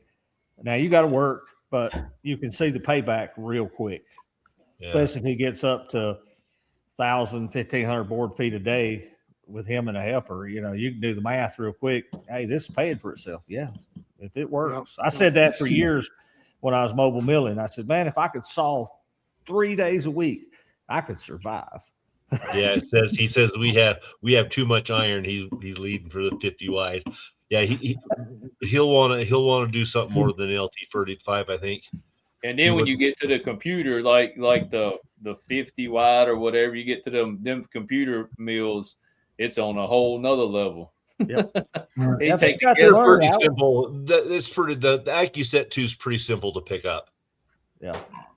Now this one over here, the DCS, you're gonna spend some time learning how to run it, but it does so much more. Pattern sawing. I wish they offered it on the 50s. So it's a step up. But yeah, if he's looking to really up his production, an LT50 wide, what's a 50 wide now? 31, 32 inches, Craig? Yeah, I don't do anything over 32. Yeah, and my 70's only 34 with the high performance blade guides on it. I mean, I don't want to handle 34-inch wide slabs, guys. Them things are heavy. I've only maxed mine out a couple times. About sawmill business right there. Yep. Size of walls. I've only maxed my 2020 out a couple times, and that 36 inches, and you got to have a tractor to move the slab. I mean, you don't got a 3-inch slab that thick. You shove it back on the forks on the tractor because you ain't gonna manhandle it. That's right. Nobody sawmilling and cutting lumber wants 30-inch logs. Nobody does. You want 18 to 22. Put me 18 to 22 all day long. That's the sweet spot.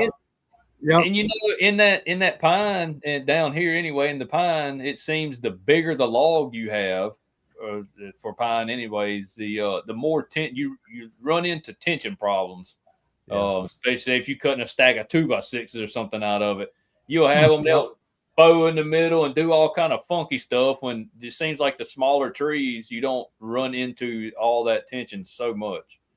That's what I've seen.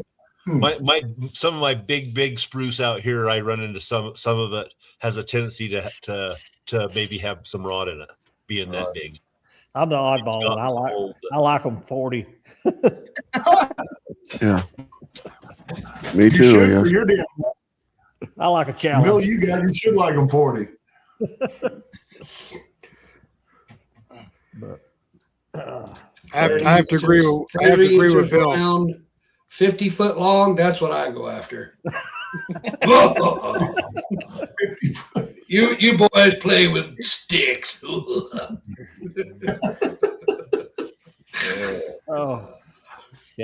He's right. The perfect size, 16 to 18 to 30, right in that range, is the perfect log. You can make whatever you want, 1x14, 1x12s, 12x12s. It's just big enough that you can cut everything that you always cut dimensionally. Yep. If you just want 1x6s, well, you could get 3 slabs of 6s and stand them up and go 3 at a time. Yes. But we don't always get that perfect wood. No, but everybody always asks the same question. They always say, I'm looking for a sawmill. Well, how big a log can I cut? Well, how big a log can you pick up? Exactly. You can be able to pick it up, too. There's a couple of things you got to look at. You can have the widest mill in the world, but if that log's crooked, you ain't cutting it. No. If it's got a good bend in it, you ain't cutting it. Right. I don't care how wide your mill is. Yeah, you missed. Everybody's got to learn the hard way. Somebody asks you that, and then they bring you a log, and you're like, "Oh crap! Now what do I do with it?" Eric, I like I got these logs. They're perfectly straight, and I say, well, until you put them on something that's flat. Yeah, I'll show you what flat is. It's an arrow. Yep, sure. I get a good bit. People bring me some real high end stuff: cherry, walnut, maple, and I just want a 2-inch slab, and that thing will look like a banana. And I'll lay it up on the mill to where the banana is the widest part, and I'll cut that thing like a banana. And Matthew said, "What are they gonna do with it?" I said, "They're gonna make a curved bench." That's all I know. I said, if I turn it up the other way and try to cut it flat, they're not going to get nothing. No. But you get a long log that's got 2 foot of bow in it. It looks weird on a stack. We've cut Stack bows. good. We've cut bows into slabs and sold them. Yeah, I mean it's Sold beautiful. them, sold them piece of pretty wood. quick. It, like I say, if somebody wanted to make a curved bench or a curved headboard, Absolutely. Yep. it's truly Yeah. organic. It's the only way you're gonna get it is somebody like one of us cut it for them, and Yeah, know we've who that cut a is, couple Rick? of ones like, what's that? You know who that is? Oh, Brett. Hey, Yeah, Rick, he what knows about Brett. doing your upgrades? Oh, to yeah, the yeah. firewood mill? Brett Miser. Brett Meiser. Brett Yeah. Melzer? He obviously knows you're into R&D. yeah, evidently. I just can't leave well enough alone. I get, yeah. People get mad at me when they see me with a Something. welding. When I grab a welding helmet, everybody's like, "Oh crap!" Some of us. Grinder and paint. All right, What are you gritted What's about, that? Mr. Craig? I know what you got. I tried to get him to Mhm. frickin' I tried to get him to sandblast plain and orange for me, but he said that's the wrong department. I said I want think to you'd, come in here looking nice and orange. Yeah, well, be careful. Be careful what you ask for. Appreciate the stickers, All right. guys. Yes, we I'm got gonna yours ask- today. We appreciate that. Yeah, Two Brothers Outdoors. When did y'all start doing these? We just started about a month ago, Rick? yeah, you did. I didn't. Yeah, Everybody- everybody on patches. Yeah, Those Everybody's gonna keychains. get them. Yep. you don't have another Everybody's gonna get sideline business. I'm not going to sell that crap. I'm just going to give it. No, it's going to be like novelty stuff. Just give it away. You know what I mean? Yeah, To the For vampires. customers. I like the saw blade. You like that? That's the one Rick I like. came up That's with the one that. I That like, the is saw blade. awesome. Yeah. Yeah. We need to get numbers on them for our inmate number, Rick. I like that idea. We can surely do it. Well, Look, guys, I've got. I really enjoyed the show. I gotta get out of here. Mr. Billy, it's good meeting you. gotta go fly. Neil, some you fish. too, man. I love watching your channel. Thank you very much for having me on. Oh yeah, yes sir. Anytime. Y'all have y'all a good evening. See you, Neil. All right, Thank Neil. Later, Neil. Thanks, Neil. We'll see you. All right, William, I'm going to ask you one last question. If somebody watching tonight wants to turn their wood skills into an income, what advice would you give them? And running and Please, run away is please. not an answer. Play to your strengths and play away from your weaknesses. So pick out what you do good, and you'll find there's so many things you can do with wood. You'll find some niche in that area that you can do really well that you can make money at. I think the worst thing you can probably try to do is do something that you don't know how to do and try to make money at it. That's how people go broke. So pick something that you really are good at. If you're good at using a router, then get some templates and make some stupid little whales or kitty cats or whatever and paint them funny colors and sell them at the shop down the street. If you're good at chainsaw carving and Oh my carve God, chainsaw, but if you're good at chainsaw carving, don't go buy a sawmill. It's play to your strengths, play away from your weaknesses. Exactly. Yeah. Yeah, I'm Good not advice. running a sawmill business is not for everybody. Just because you like working with wood. I tried to run a woodworking business, while I was still working, doing stuff on the side. And I got to the point I just truly hated it. I didn't like it. It wasn't my passion. And I got in, bought a LT35 and have loved it ever since. And that's something you can do every day. Yeah, I get mad. I fill my swear jar up some days. Okay, everybody does. But I still love what I do, and I have a passion for it. And I hope that shows in our YouTube videos of teaching and trying to help the next generation understand work ethic, finances, and planning, and running a business, customer service. And if you can find something that you Oh, by all means do it. I just realized Matthew was your son. I didn't even know until like your last video, like 2 days ago. I don't feel I just bad. thought he was a swamper.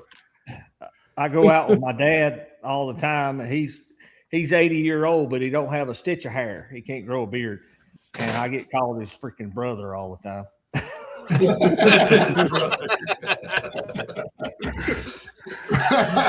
All right.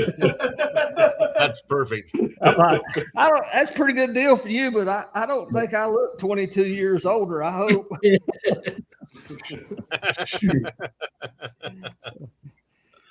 All right, guys. We appreciate everybody that came along with us tonight. Bill, we appreciate you joining us on the show tonight. And I think we had a pretty good show. Yes, Anybody sir. else got Absolutely. anything to say? Yeah, no, I want to appreciate Bill coming on there. I've met him at Bunyan, and what a great guy. He's got a lot of great content and a lot of knowledge out there for sure. The only thing we That's didn't great. cover tonight that we're really passionate about on this channel, guys, is buy American made. But everything every one of us is doing is making an American made product, and I'm super proud of that. Absolutely. Anybody else? That's it for me. I got nothing. All right, everybody. We appreciate you joining us tonight, and make sure you catch us on the third Saturday of every month, 8 o'clock Eastern Standard Time. All you guys hang in there for a minute. We'll see each other in just a second as soon as we close out the live stream. Thank you, everybody. Have a good night. Thanks for Good chatting night, in, people. everybody. Thanks, Thank you. Bill. Thanks. We want to thank everybody for stopping by the show tonight. And remember, it's the third Saturday of every month that we all gather and are on the show. See you later, guys.